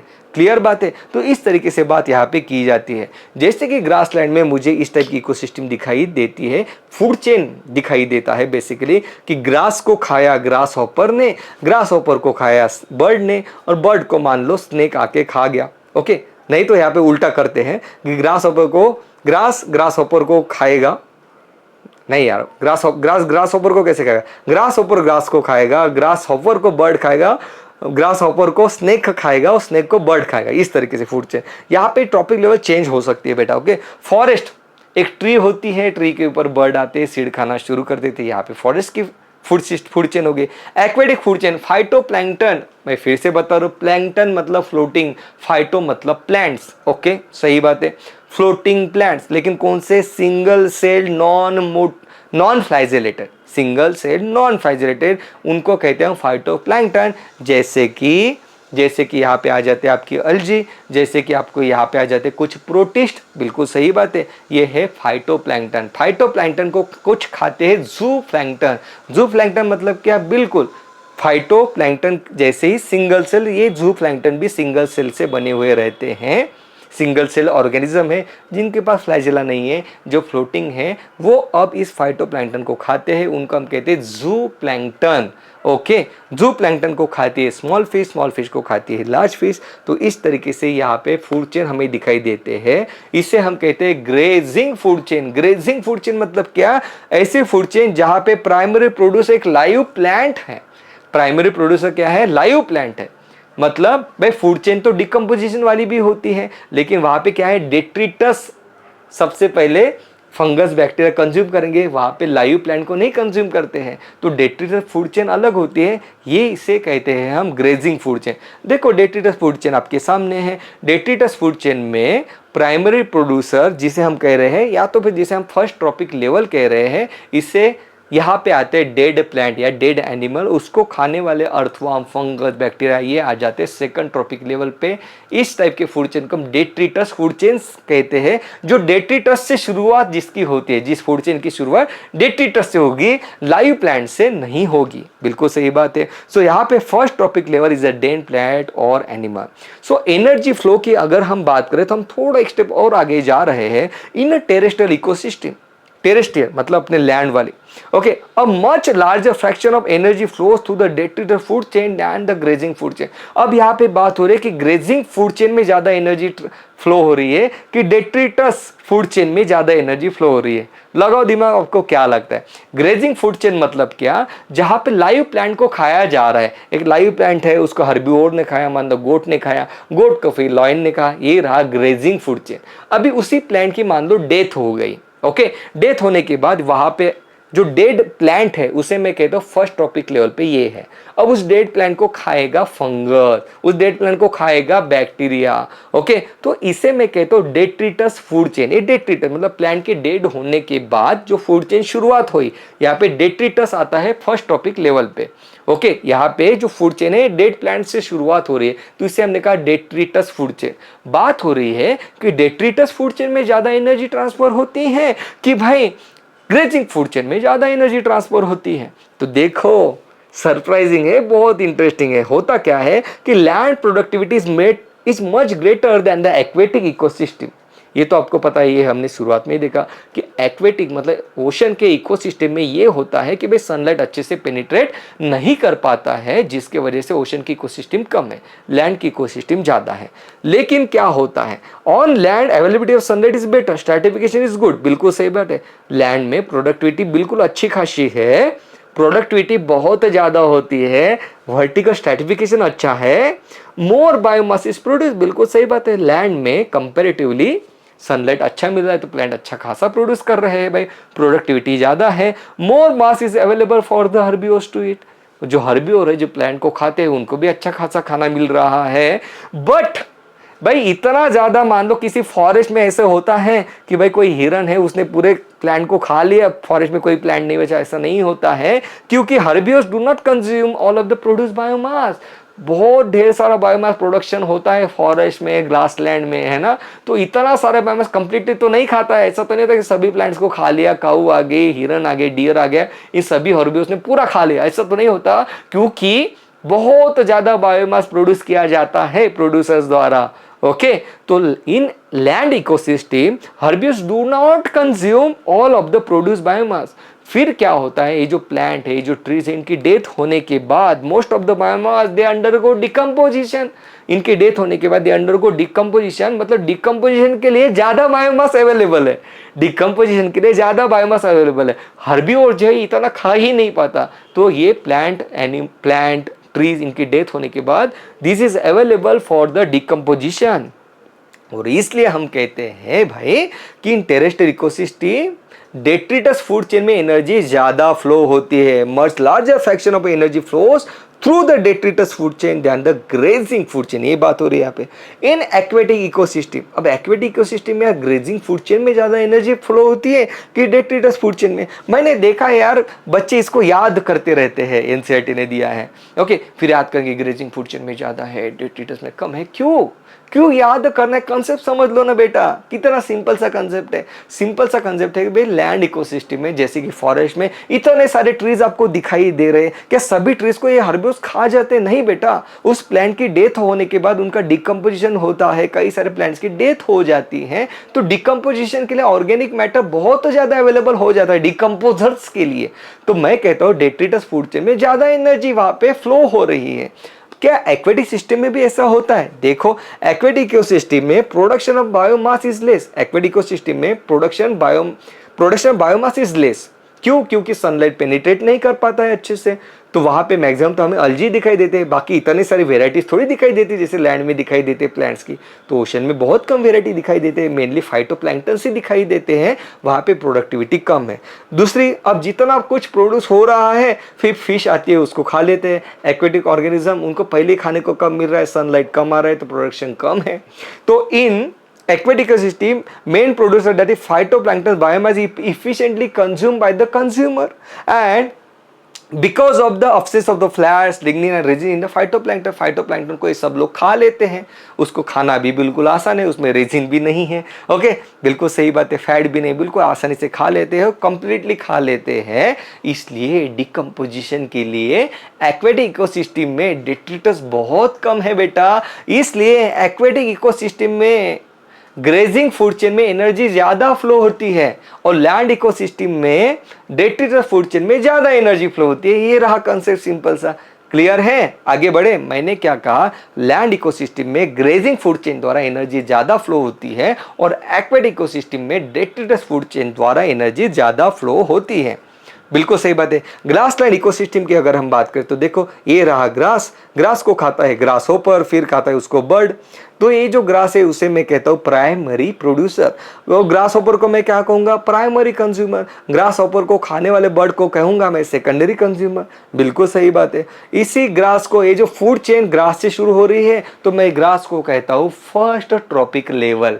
Okay, मान लो इस कंप्लीटली, ये जो ग्रास लैंड में कंप्लीटली जितना भी ग्रास है उसका बायोमास मैंने मेजर कर लिया। तो मैंने क्या मेजर किया? मैंने स्टैंडिंग क्रॉप मेजर किया, 1 ट्रॉपिक लेवल का biomass. Okay, right. Grass hopper ये प्राइमरी कंज्यूमर है। देखो, ये सेकंड ट्रॉपिक लेवल पे आ गया, फूड चेन में सेकंड लेवल पे आ गया ना। ये फर्स्ट लेवल पे ग्रास है, सेकंड लेवल पे ग्रास होपर है, थर्ड लेवल पे बर्ड है, तो बर्ड को मैं कहता हूँ कि थर्ड ट्रॉपिक लेवल पे है। तो ग्रास लैंड में, ग्रास लैंड फॉरेस्ट में मुझे इस तरह की चीजें दिखाई देती है।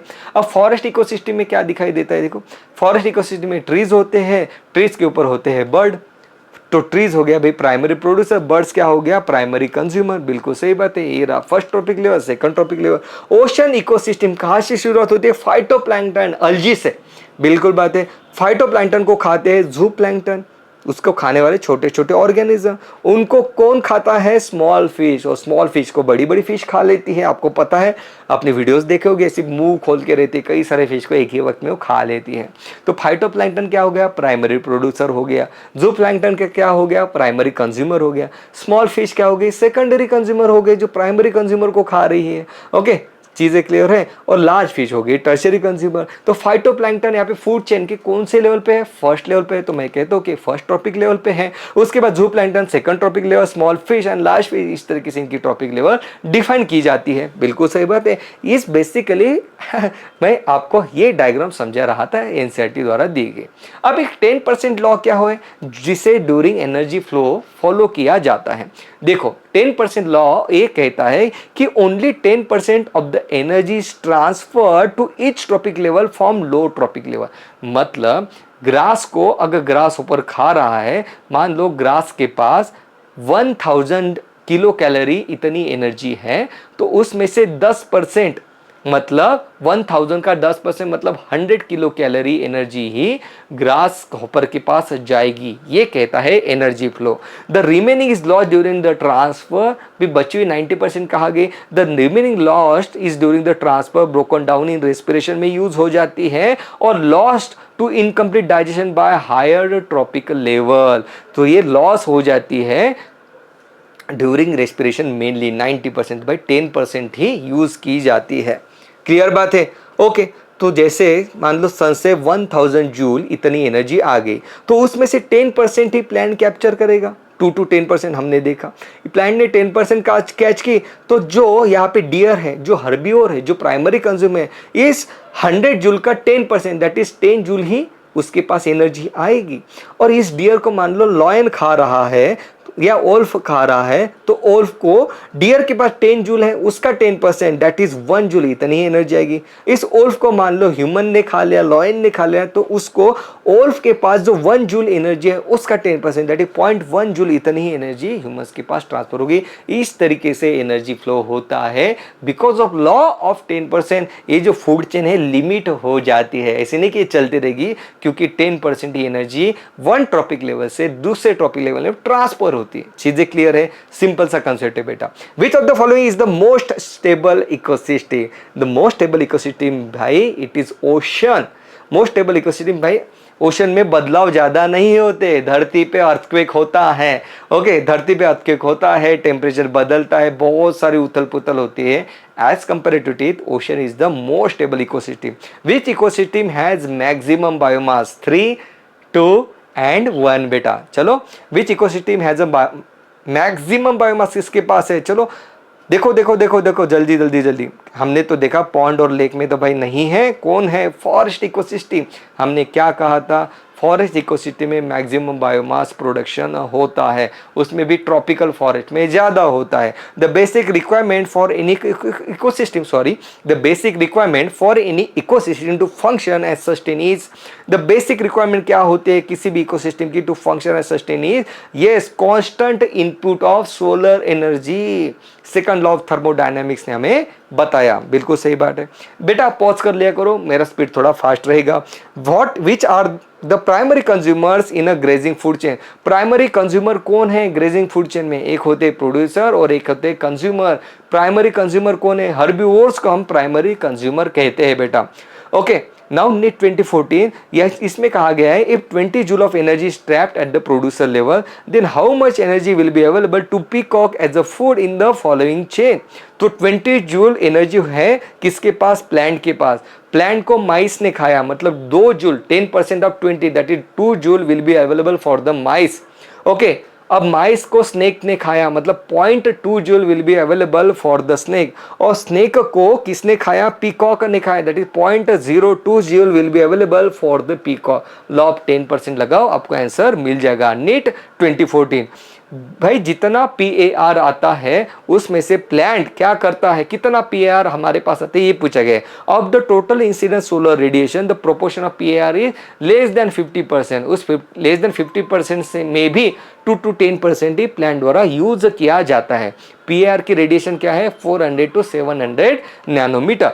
Which of the following contributes the maximum to the net primary productivity? सबसे ज्यादा नेट प्राइमरी प्रोडक्टिविटी में कौन यहाँ पे कंट्रीब्यूट करेगा? भाई लैंड की बहुत ज्यादा रहती है इकोसिस्टम, हमने बार बार देखा है, ओशन की कम रहेगी। What is the major conduit for energy flow in aquatic ecosystem? Aquatic ecosystem में मैक्सिमम एनर्जी फ्लो किसके द्वारा होता है? ग्रेजिंग फूड चेन की डेट्रिटस फूड चेन? अभी हमने देखा through the grazing food chain. और अगर लैंड इकोसिस्टम की बात करें तो डेट्रिटस फूड चेन द्वारा मेजर फ्लो होगा। Based on the source of organism nutrition of food they occupy specific place in a food chain. ये भाई फूड चेन में एक ऑर्गेनिज्म बिल्कुल एक पर्टिकुलर पोजीशन एक्वायर करता है, उसको हम कहते हैं उसकी ट्रॉपिकल लेवल।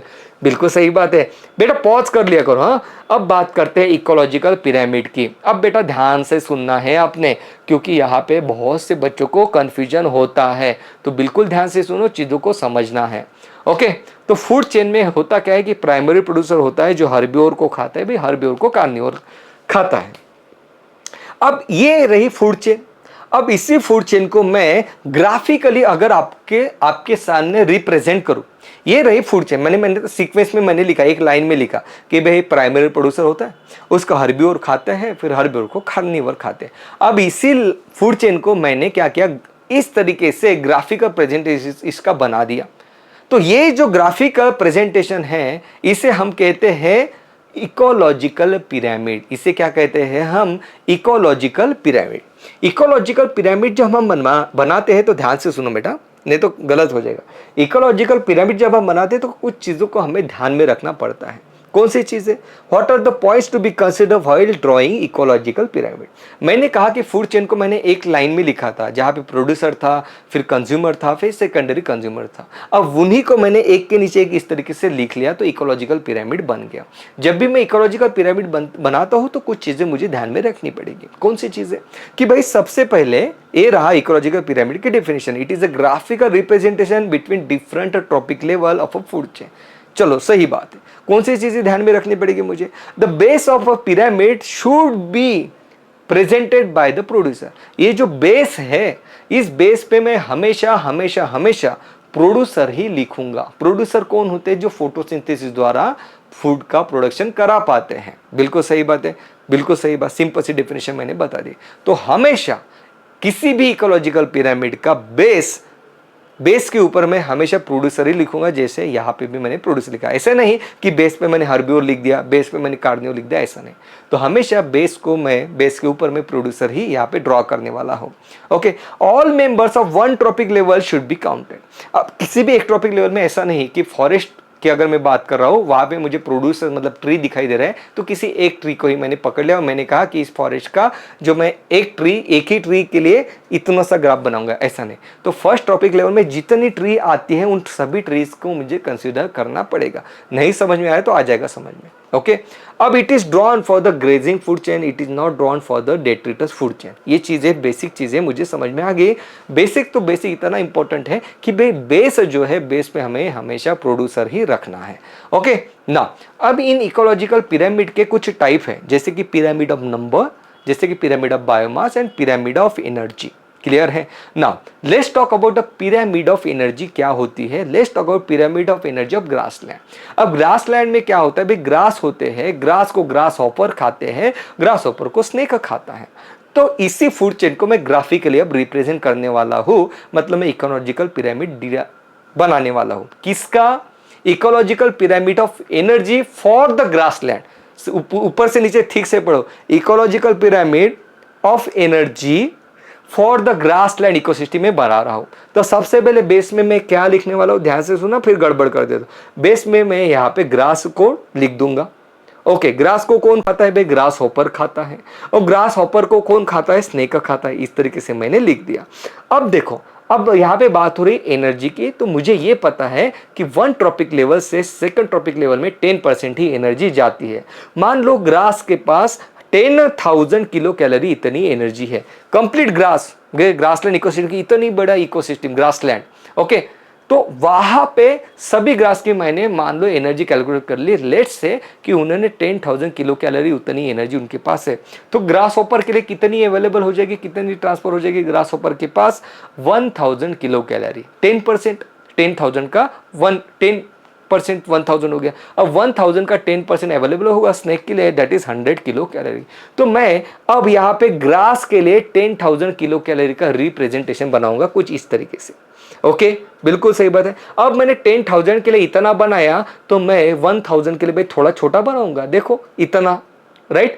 अब मैंने 1000 के लिए इतना बनाया, तो भाई मुझे 100 के लिए उससे कम बनाना पड़ेगा। ओके, तो मैंने कहा this is the pyramid of energy for the grassland ecosystem. मैंने क्या कहा, this is the pyramid of energy for the grassland ecosystem. Pyramid कैसे बना, दिस इज, ये बना बिल्कुल वर्टिकल। ओके, ये बना बिल्कुल वर्टिकल। तो ध्यान से रखना है कि भाई वर्टिकल पिरामिड होता है एनर्जी का। सबसे ज्यादा एनर्जी प्रोड्यूसर के पास होनी चाहिए, तभी तो वो कंज्यूमर को दे पाएगा, नहीं तो कैसे दे पाएगा बेटा। जिसके पास खुद एनर्जी कम है कैसे दे पाएगा।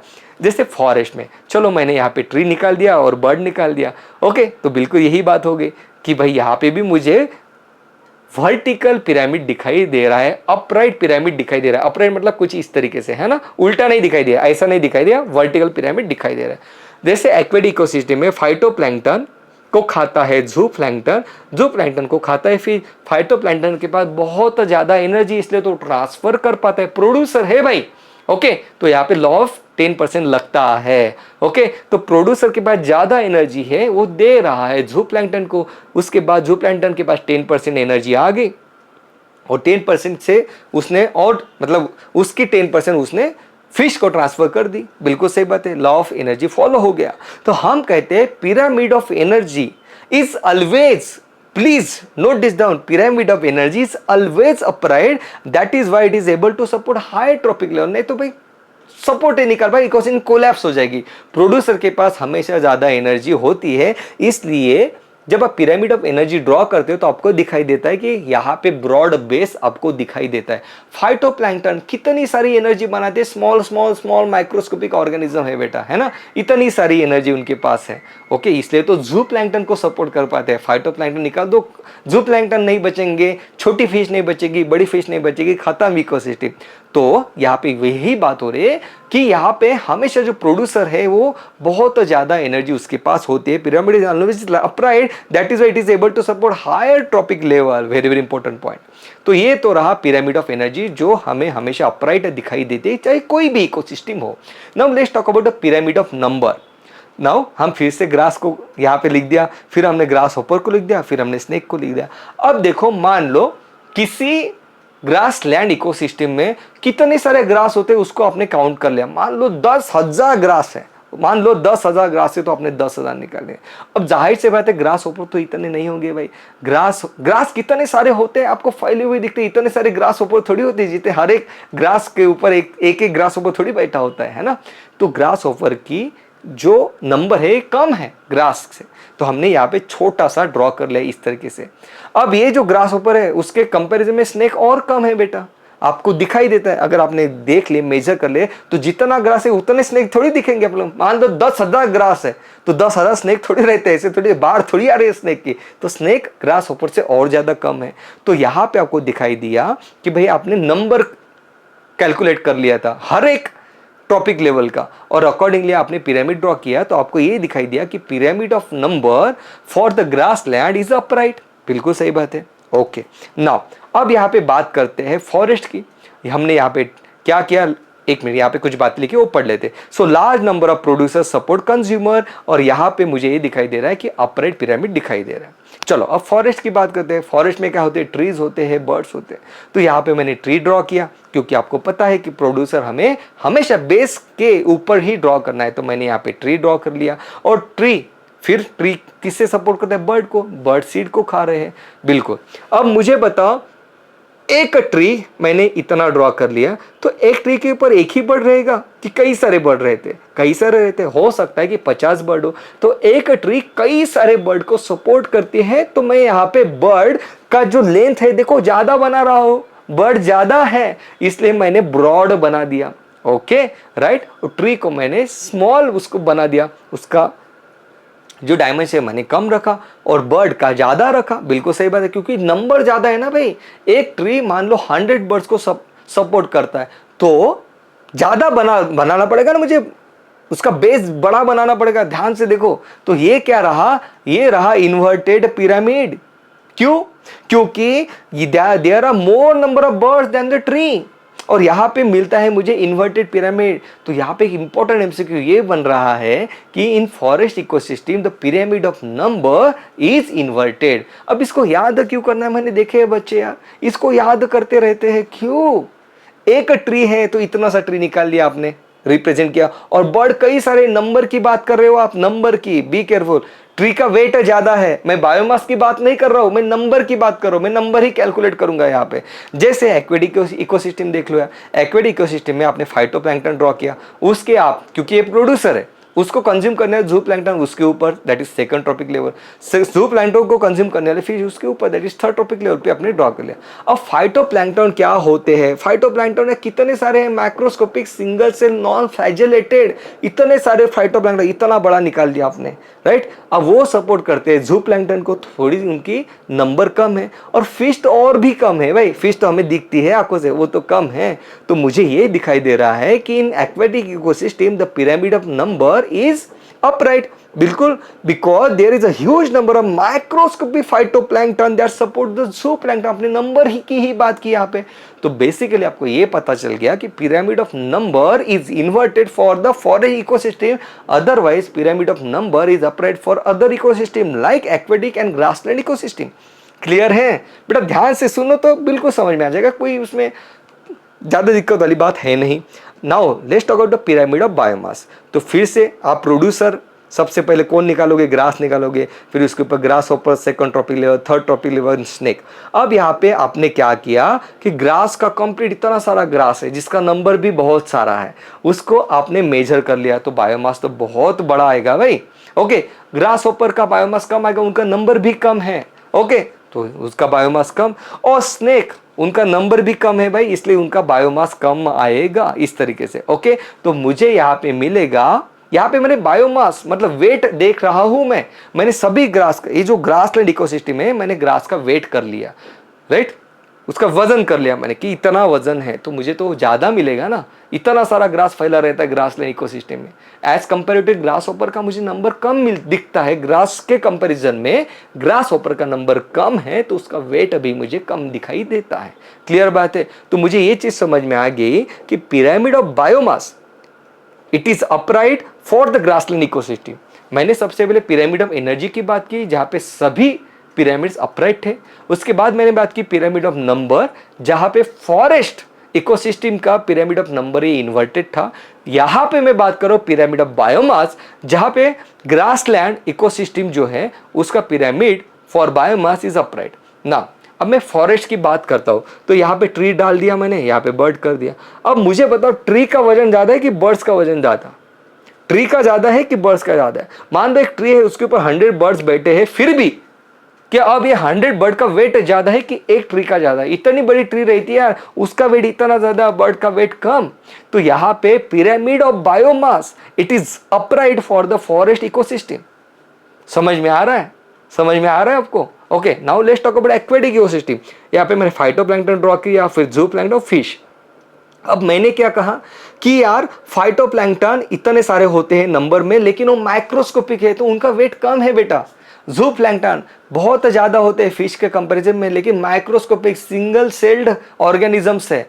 ओके, तो उनका वेट कम है, दिख भी तो नहीं रहे, उनका वेट कितना कम होगा? फिश का वेट है ज्यादा, फाइटोप्लैंक्टन का इतना सा वेट, ज़ूप्लैंक्टन का उससे ज्यादा। अब आप ये कहोगे कि उससे ज्यादा क्यों? ज़ूप्लैंक्टन फाइटोप्लैंक्टन को खा के अपना वेट बढ़ा रहे हैं, तो फाइटोप्लैंक्टन कम दिखाई देते हैं, उसका बायोमास कम आपको दिखाई देगा यहाँ पे, है ना। और फिश का बायोमास ज्यादा, बिल्कुल इतनी 1-1 किलो की फिश रहती है, 10-10 किलो की फिश रहती है, बायोमास ज्यादा। तो यहाँ पे इन्वर्टेड पिरामिड मिलता है मुझे एक्वेटिक इकोसिस्टम का। ओके, क्लियर बात है? चलो इसको और डिटेल में देखते हैं, व्हाई इट इज इन्वर्टेड। सो देखते हैं कि यहाँ पे कि देखो यहाँ पे एक लेट से कि मुझे 2000 फाइटोप्लैंक्टन दिखाई दे रहे हैं। मैंने कहा कि फाइटोप्लैंक्टन का नंबर ज्यादा है, लेट से 2000 फाइटोप्लैंक्टन है, लेकिन उनका वेट भी तो कम है, लेट से 1 ग्राम है। मैं हाइपोथेटिकल ले रहा हूं। ओके, बिल्कुल सही बात है।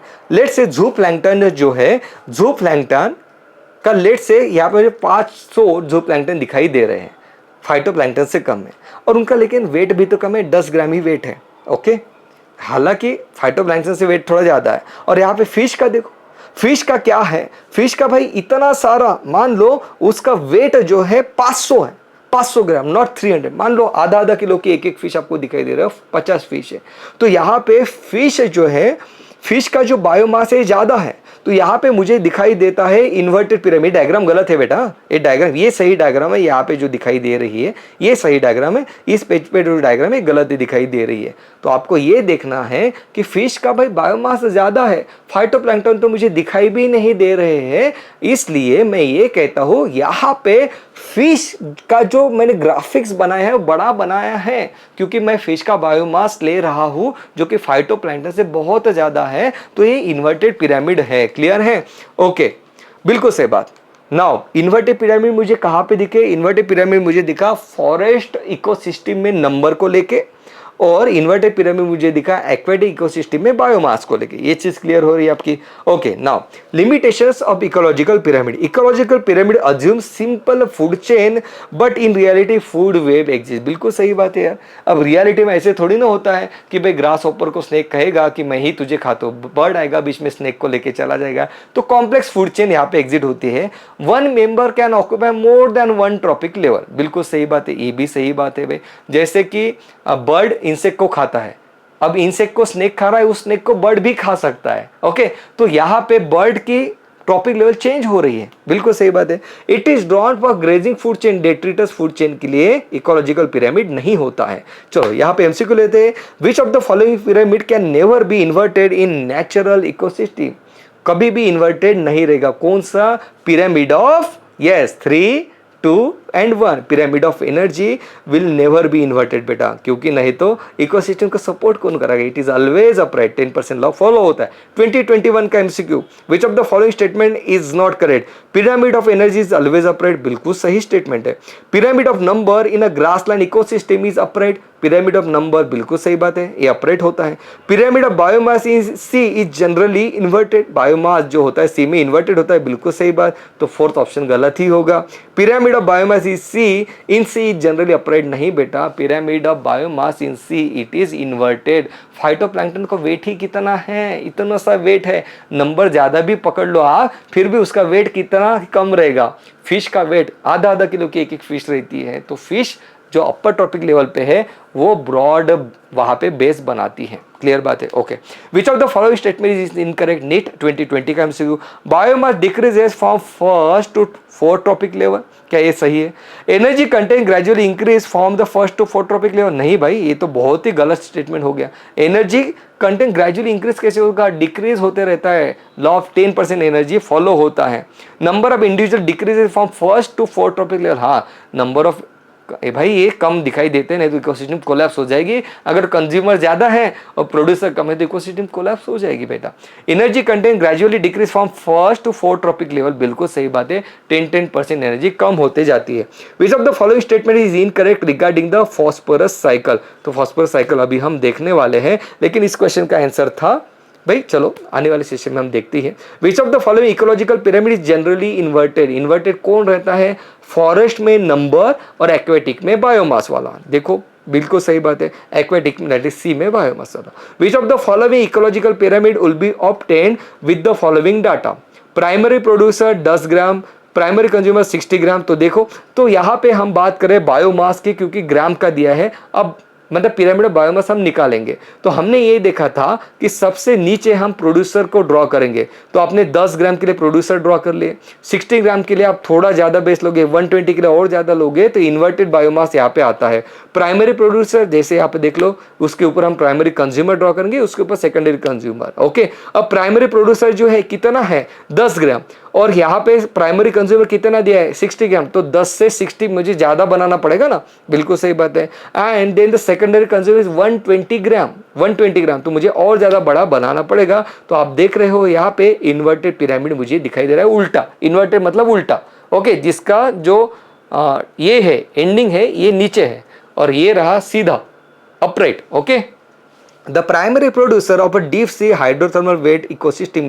डीप सी में फोटोसिंथेसिस नहीं कर पाते हैं भाई प्लांट। आपको डीप सी में प्लांट्स नहीं दिखाई देंगे। कौन दिखाई देंगे? कीमोसिंथेटिक बैक्टीरिया, जो कि केमिकल एनर्जी का यूज करके अपना भाई गुजारा करते हैं। Which of the following statement for pyramid of energy is incorrect where as the remaining 3 are correct? भाई कौन सा इन्वर्टेड है, सॉरी कौन सा गलत है regarding the pyramid of energy? It shows the energy content of different topic level of organism. It is inverted in shape. गलत है बेटा, it is always upright. Pyramid of energy always upright. Now let's talk about ecological succession. What is ecological succession? Ecological succession मतलब क्या? मान लो आप किसी ऐसे जगह पे पहुंच गए जहां पे सिर्फ रॉक रॉक रॉक है, सिर्फ पत्थर है, बाकी कुछ नहीं है।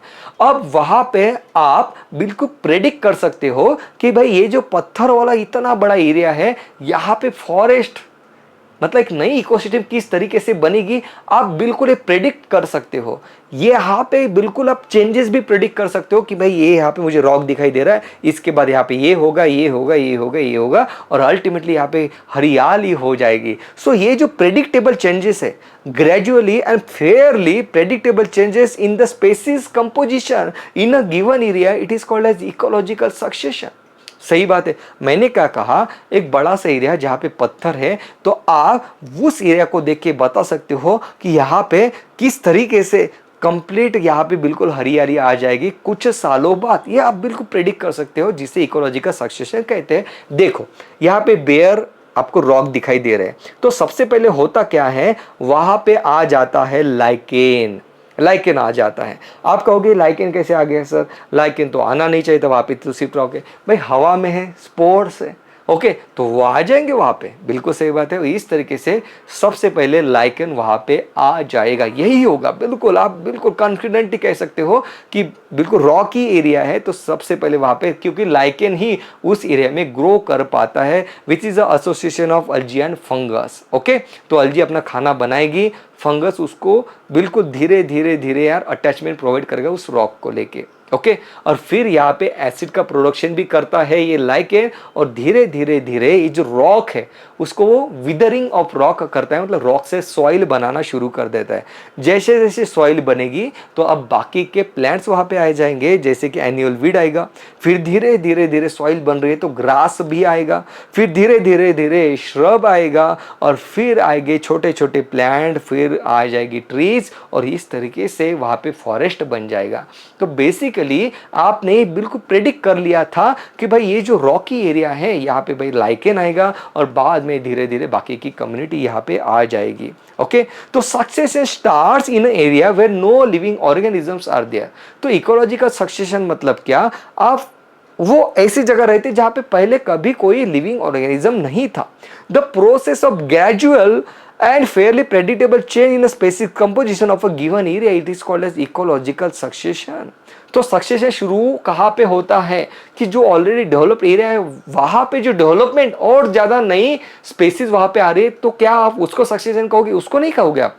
सक्सेशन आप तब कहोगे जहां पे उस एरिया में वो चीज हो रही है जहां पे लिविंग कोई नहीं है, ये जा रहे हैं सबसे पहले, ये जो चेंजेस हो रहे हैं उसको आप इकोलॉजिकल सक्सेशन कह रहे हो बेटा। Okay, the entire sequence of communities, बिल्कुल सही बात है। अब प्लांट आ रहे हैं, मतलब प्लांट की एक पॉपुलेशन हो गई, फिर उसको धीरे धीरे धीरे उस एरिया में दूसरी स्पेसीज आने लगी, मतलब हर्बिवोरस आ जाएंगे।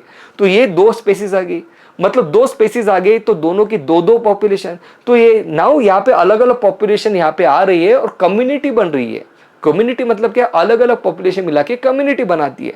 तो आप कौन सी कम्युनिटी पहले आएगी, कौन सी कम्युनिटी बाद में आएगी, ये बिल्कुल आप प्रेडिक्ट कर सकते हो। इनको कहते हैं सियर। इनको क्या कहते हैं? सियर। ओके, कोई सीरी कहता है, कोई सियर कहता है। The entire sequence of community that successfully change in a given area, it is called as share.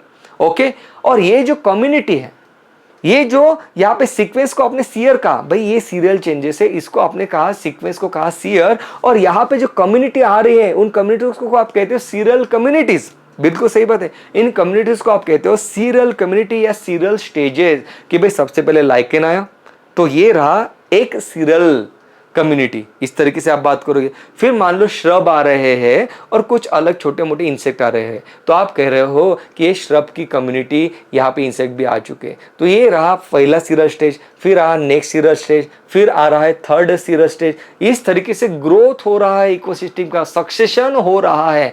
तो यहाँ पे इंडिविजुअल जो कम्युनिटीज है उनको आपने क्या कहा, उन कम्युनिटीज को आपने कहा सीरियल स्टेजेस। और ये जो सीक्वेंस है एक के बाद एक जो आ रहा है, तो आप कह रहे हो उनको सिर्फ सीयर, सीक्वेंस को सीयर कहा, इंडिविजुअल कम्युनिटीज को सीरियल स्टेजेस आपने कहा। तो सीरियल स्टेजेस 1 2 3 4, मतलब ये कंप्लीट रहा सीरियल। बिल्कुल सही बात है। Okay, now the species that invade a bare area is called as pioneer species. सबसे पहले यहाँ पे जो स्पेसीज आई, जैसे आपने यहाँ पे लाइकेन आ गया था, तो उनको हम कहेंगे, लाइकेन को कहेंगे पायोनियर स्पेसीज। ओके, और फाइनली जो मुझे यहाँ पे बड़े बड़े ट्री दिखाई दे रहे हैं उसको हम कहते हैं climax community, final community that is in near equilibrium with the environment, it is called as a climax community.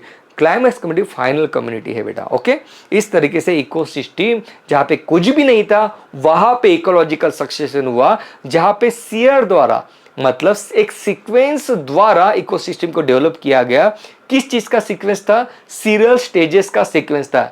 एक सीरियल स्टेज जैसे लाइक है, दूसरा सीरियल स्टेज श्रब, तीसरा सीरियल स्टेज मान लो श्रब्स के ऊपर छोटे छोटे प्लांट। ओके, फिर नेक्स्ट सीरियल स्टेज बड़े बड़े ट्री, इस तरीके से। तो सीरियल स्टेज आपको समझ में आ गया और सीरियल समझ में आ गया। सीरियल मतलब सीक्वेंस, सीरियल स्टेज एक के बाद एक बना दिए तो बन गया सीयर। ओके, सही बात है।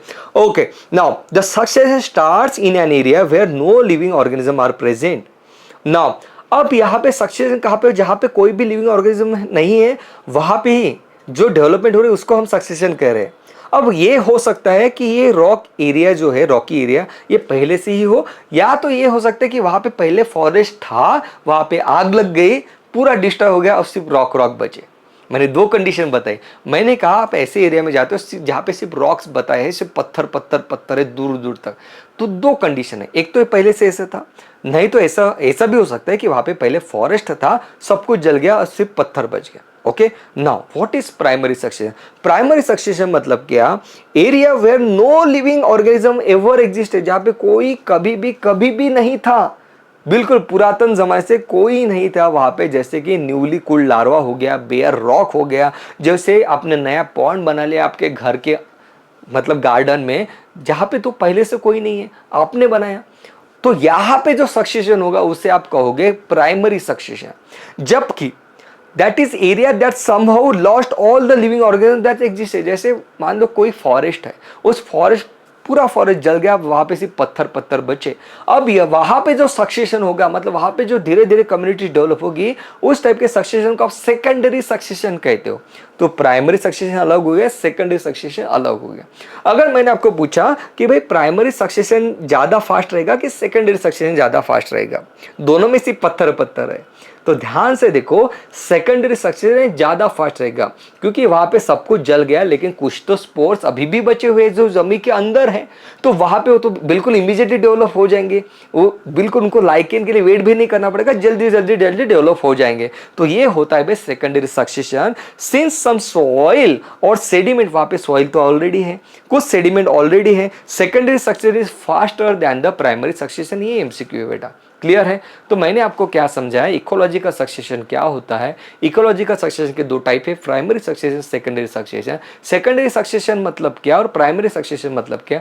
प्राइमरी सक्सेशन मतलब क्या, एक लावा था, बिल्कुल अभी के अभी कूल हो गया, आपके सामने पूरा पत्थर पत्थर पत्थर दिख गया, वहां पे कभी कोई ट्री नहीं था, वो रहा प्राइमरी सक्सेशन, वहां पे होगा। सेकेंडरी सक्सेशन मतलब क्या, मान लो एक बड़ा सा फॉरेस्ट है, वहां पे आग लग गई, पूरा जल के खाक हो गया, सिर्फ पत्थर बचे हैं, लेकिन उस जमीन में अभी भी तो कुछ स्पोर्स बचे हैं, तो वहां पे होगा सेकेंडरी सक्सेशन, जो फास्टर रहता है than primary succession.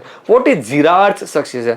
Xerophyte मतलब dry succession that takes place in dry area, it is called as xerarch succession, dry succession, जो ड्राई एरिया में होता है, जैसे बेयर रॉक हो गया, ड्राई है। तो बेयर रॉक में सबसे पहले कौन आता है? लाइकेन आता है, जो कि कुछ एसिड सीक्रेट करता है और रॉक को डिसॉल्व कर देता है, सॉइल फॉर्मेशन हो जाता है। फिर वहां पे धीरे धीरे धीरे कौन आ जाते हैं? ब्रायोफाइट्स, जिनको ज्यादा वाटर की जरूरत नहीं है। फिर आ जाता है एनुअल ग्रास। ओके, फिर अब वहां पे धीरे धीरे मॉइस्चर बनेगा, सपोर्ट बनेगा, ग्रास को सपोर्ट मिलेगा। भाई इस तरीके से चीजें होती हैं, वहां पे ग्रास आ जाएगा और फिर पेरिनियल ग्रास, और इस तरीके से वहां पे फिर क्लाइमैक्स कम्युनिटी आ जाएगी, श्रब आएगा, फॉरेस्ट बन जाएगा, और फाइनली जो सबसे बड़ी शुरुआत हुई थी ड्राई कंडीशन से, जीराज से, यहाँ पे अब मैजिक कंडीशन बन जाएगी, क्योंकि यहाँ पे अब फॉरेस्ट बन रहा है। तो फॉरेस्ट मतलब मॉइस्चर, तो यहाँ पे सेमी वाटर टाइप का आपको आजू बाजू में एटमॉस्फेयर दिखेगा, that is called as a mesic condition, moisture दिखेगा। तो ड्राई एरिया को मॉइस्चर एरिया में कन्वर्ट कर दिया भाई इकोलॉजिकल सक्सेशन द्वारा। ओके, तो ये तो था जीरार्ड सक्सेशन, जो ड्राई एरिया में होता है। ऐसे ही होता है हाइड्रार्ड सक्सेशन, जो पॉन्ड में, दैट इज वाटर बॉडी में होता है। तो सबसे पहले ये जो वाटर बॉडी है, इसका पानी बिल्कुल यार ठंडा ठंडा रहता है, जो न्यू वाटर बॉडी होती है। और यहाँ पे सबसे पहले आ जाते हैं फाइटोप्लैंक्टन, जो स्मॉल ऑर्गेनिज्म है, जिनकी जरूरत बहुत कम है, जो अपना खाना खुद बना सकते हैं, इनके स्पोर एटमॉस्फेयर में हैं, ये यहाँ पे आ जाते हैं। ओके फिर फाइटोप्लैंक्टन से धीरे धीरे धीरे भाई यहाँ पे क्या होगा, फाइटोप्लैंक्टन की डेथ हो जाएगी, ऑर्गेनिक मैटर नीचे डेब्रिस में आ जाएगा, उस डेब्रिस को ऑर्गेनिजम्स खा लेंगे, डिकम्पोजिशन होगा, तो इस वाटर का टेम्परेचर बढ़ेगा। टेम्परेचर अब जो बिल्कुल पहले ठंडा था वो हल्का सा वार्म हुआ, तो अब ये थोड़े वाइड वेराइटी ऑफ प्लांट को सपोर्ट कर पाते हैं। अब यहाँ पे रूटेड सबमर्ज प्लांट इस तरीके से जो पानी में तैरने वाले प्लांट अब ग्रो होने लगेंगे। फिर धीरे धीरे रीड स्वैम्प प्लांट यहाँ पे ग्रो होने लगते हैं। ओके राइट, धीरे धीरे धीरे यहाँ पे मार्श मेडो का ग्रोथ होता है। बेटा इसके अलग अलग नाम जो दिए हैं, जो एनसीईआरटी के बाहर के, उसको याद नहीं करना है। फिर मार्श मेडो का डेवलपमेंट होगा और धीरे धीरे धीरे ये जो वाटर बॉडी थी वो वहाँ पे स्क्रब का फॉर्मेशन, श्रब का फॉर्मेशन और वहाँ पे फॉरेस्ट का फॉर्मेशन हो जाएगा। मतलब यहाँ पे भी मेजिक कंडीशन बन जाएगी। बेसिकली मैंने आपको ये समझाया कि जीराट सक्सेशन ड्राई एरिया में होता है, हाइड्रा सक्सेशन ये वेट एरिया से इसकी शुरुआत होती है। दोनों का एंड रिजल्ट सेम है कि मॉइस्चर कंटेनिंग फॉरेस्ट बनाना। फॉरेस्ट में मॉइस्चर होता है तो मेजिक कंडीशन की तरफ, ये ड्राई एरिया भी मेजिक कंडीशन की तरफ गया और वेट एरिया भी मेजिक कंडीशन की तरफ ही गया। बिल्कुल सही बात है। तो pioneer species in xerarch was lichen. Why the pioneer species, मतलब जो पहली स्पीसीज कौन आई वो हाइड्राश में, वो आया यहाँ पे फाइटोप्लैंक्टन। क्लाइमैक्स कम्युनिटी आपको पता है।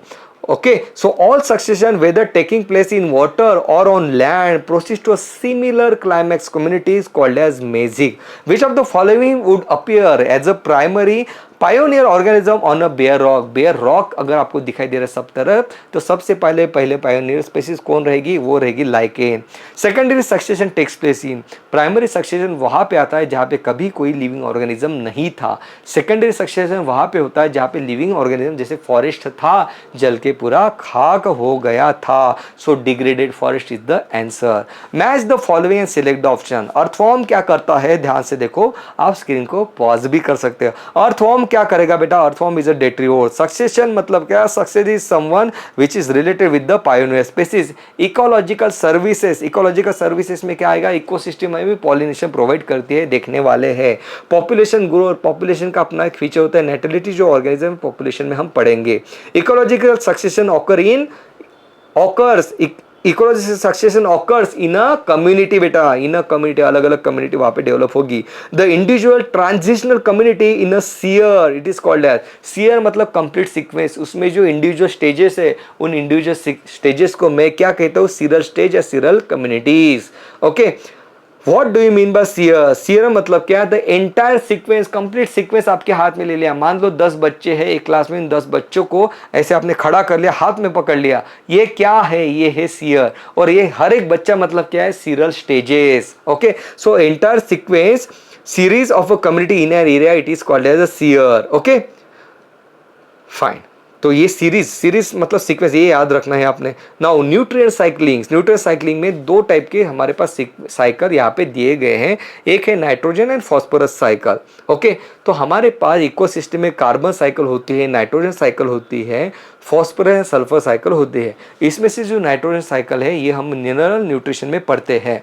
Okay, so carbon and nitrogen क्या है भाई? गैसेस। ओके, गैसियस साइकिल है इनकी, जबकि फॉस्फोरस सल्फर ये रहते हैं रॉक में, तो इनकी है सेडिमेंटरी साइकिल। तो ये यार कितने बार एमसीक्यू पूछा गया है कि कार्बन और नाइट्रोजन का रिजर्वायर कहाँ पे है? एटमॉस्फेयर में है। तो मैं कहता हूँ एटमॉस्फेयर मतलब गैस, तो ये गैसियस साइकिल है। और फॉस्फोरस सल्फर, फॉस्फोरस रहता है रॉक में, जिसका मेन रिजर्वायर रॉक है, तो ये रहते हैं सेडिमेंटरी साइकिल में, इसे कहता हूँ। कार्बन रहता है एटमॉस्फेयर में, और एटमॉस्फेयर में से कार्बन ओशन में डिसॉल्व रहता है in the form of carbon dioxide. 71% of carbon dioxide आपको मिल जाएगा ओशन में। फॉसिल फ्यूल मतलब हजारों साल पहले जो छोटे छोटे ऑर्गेनिज्म मर गए, जिसके जो बिल्कुल समंदर के नीचे है बेटा, समंदर के नीचे भी है, जिनके ऊपर समंदर का इतना प्रेशर आ गया कि अब वो फॉसिल फ्यूल बन गए हैं। कुछ तो लैंड पे भी है। तो यहाँ पे होता यह है कि कार्बन ओशन में तो डिजॉल्व हो गया, इन फॉसिल फ्यूल को आप बर्न करोगे तो वहां पे क्या लिखेगा? ऑर्गेनिज्म बना है carbon, hydrogen, oxygen and nitrogen से। हम बने हैं carbon, hydrogen, oxygen and nitrogen से। तो फॉसिल फ्यूल को बर्न करोगे तो कार्बन रिलीज हो जाता है।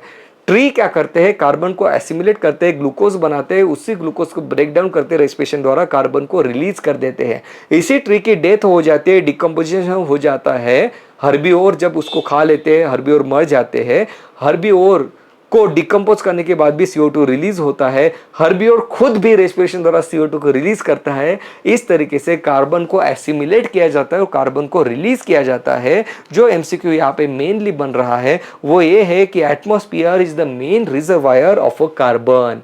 Now let's talk about the phosphorus cycle. बिल्कुल सिंपल बात है बेटा। तो main reservoir for the phosphorus, rock में फॉस्फोरस होता है, पत्थरों में। तो यहाँ पे जो रॉक मिनरल्स होते हैं उसका जब विदरिंग होता है एटमॉस्फेयर द्वारा, जैसे अभी हमने लाइकेन द्वारा भी देखा, तो यहाँ पे बन जाती है सॉइल। इस सॉइल में ट्री ग्रो होते हैं जो सॉइल में से फॉस्फोरस ले लेते हैं। So producers are the trees. इन ट्री को जब हर्बीओर्स खाते हैं, जैसे कि कंज्यूमर्स, प्राइमरी कंज्यूमर हो गए हर्बीओर, तो ये जो फॉस्फोरस है अब ये जो कंज्यूमर है अपने बिल्डिंग ब्लॉक को बनाने के लिए यूज करेगा, जैसे फॉस्फोलिपिड बाय लेयर, सेल के लिपिड के, सेल को जो लिपिड लेयर रहती है फॉस्फोलिपिड, उसको लिए फॉस्फेट हमें चाहिए, न्यूक्लिक एसिड के लिए हमें फॉस्फेट चाहिए, तो कंज्यूमर इस फॉस्फोरस का अब यूज करेगा। ओके, कंज्यूमर की जब डेथ हो जाएगी तो डेट्रिटस क्या करेगा, उसी फॉस्फोरस को सॉइल में रिलीज कर देगा बेटा। और इस तरीके से फॉस्फोरस की साइकिल कंप्लीट हो गई। बेसिकली आपने ये सीखा कि कार्बन मतलब एटमॉस्फेयर मतलब गैसियस साइकिल है, और फॉस्फोरस मतलब रॉक मतलब सेडिमेंट्री साइकिल है। Nitrogen cycle, nitrogen gas makes up nearly 80% of the earth atmosphere. 8. Nitrogen is often a limiting factor for the plant growth. Mineral nutrition में हमने ये MCQ पढ़ा है 3, 2, 1 because the atmospheric form nitrogen can not be use by the plant, उसको fix करना पड़ता है। Ecosystem service एक लास्ट टॉपिक है इस पर्टिकुलर सेशन में से, जहां पे एनसीईआरटी ने हमें कहा है कि इकोसिस्टम हमें पॉलिनेशन प्रोवाइड कर रही है, इकोसिस्टम द्वारा हमें ऑक्सीजन मिल रहा है, इकोसिस्टम द्वारा हम अच्छे अच्छे बर्ड्स के सॉन्ग सुन पाते हैं। भाई ये सब चीज़ें फ्री में मिल रही है, इसलिए हमें इसकी बिल्कुल वैल्यू नहीं है। जबकि रॉबर्ट कॉस्टेंजा नाम के एक साइंटिस्ट है, उन्होंने कहा कि भाई इकोसिस्टम सर्विसेज बहुत इंपॉर्टेंट है, जहां पे आपको फ्री में ऑक्सीजन मिल रहा है, इसके इसलिए आपको वैल्यू नहीं है। अगर इकोसिस्टम के सर्विसेज को अगर मैं माप लूँ कि कितने रुपए लगेंगे आपको यूज करने के, जैसे ऑक्सीजन तो आप फ्री में ले रहे हो, ओके, आपने किसी बर्ड का सॉन्ग सुन लिया तो फ्री में सुन लिया, तो इन सब सर्विसेज को अगर हम देखें तो 33 ट्रिलियन डॉलर लग जाएंगे आपको, लेकिन कर्जा नहीं चुका पाओगे आपके इकोसिस्टम का। तो उन्होंने ये जो अपने पास जो एक इंपॉर्टेंट MCQ बन रहा है यहाँ पे कि इकोसिस्टम सर्विसेज द्वारा बहुत सारी सर्विसेज आपको मिलती है, पॉलिनेशन मिल रहा है, सॉन्ग मिल रहा है, वाटर का आप यूज कर रहे हो, इस जमीन पे आप रह रहे हो। ओके, तो यार जमीन तो आपने बेच दिया कि जमीन का जो फॉर्मेशन हुआ रॉक का, लाइकेन ने करके दिया आपको, लाइकेन के तो पैसे नहीं दिए आपने। ओके राइट, तो ये जो इकोसिस्टम सर्विसेज है उसमें सॉइल फॉर्मेशन को सबसे ज्यादा इंपॉर्टेंस दे दिया गया है। मतलब ये बात मैं पढ़ ही लेता हूं आपके सामने, out of the total cost of various ecosystem services the soil formation account for 50%।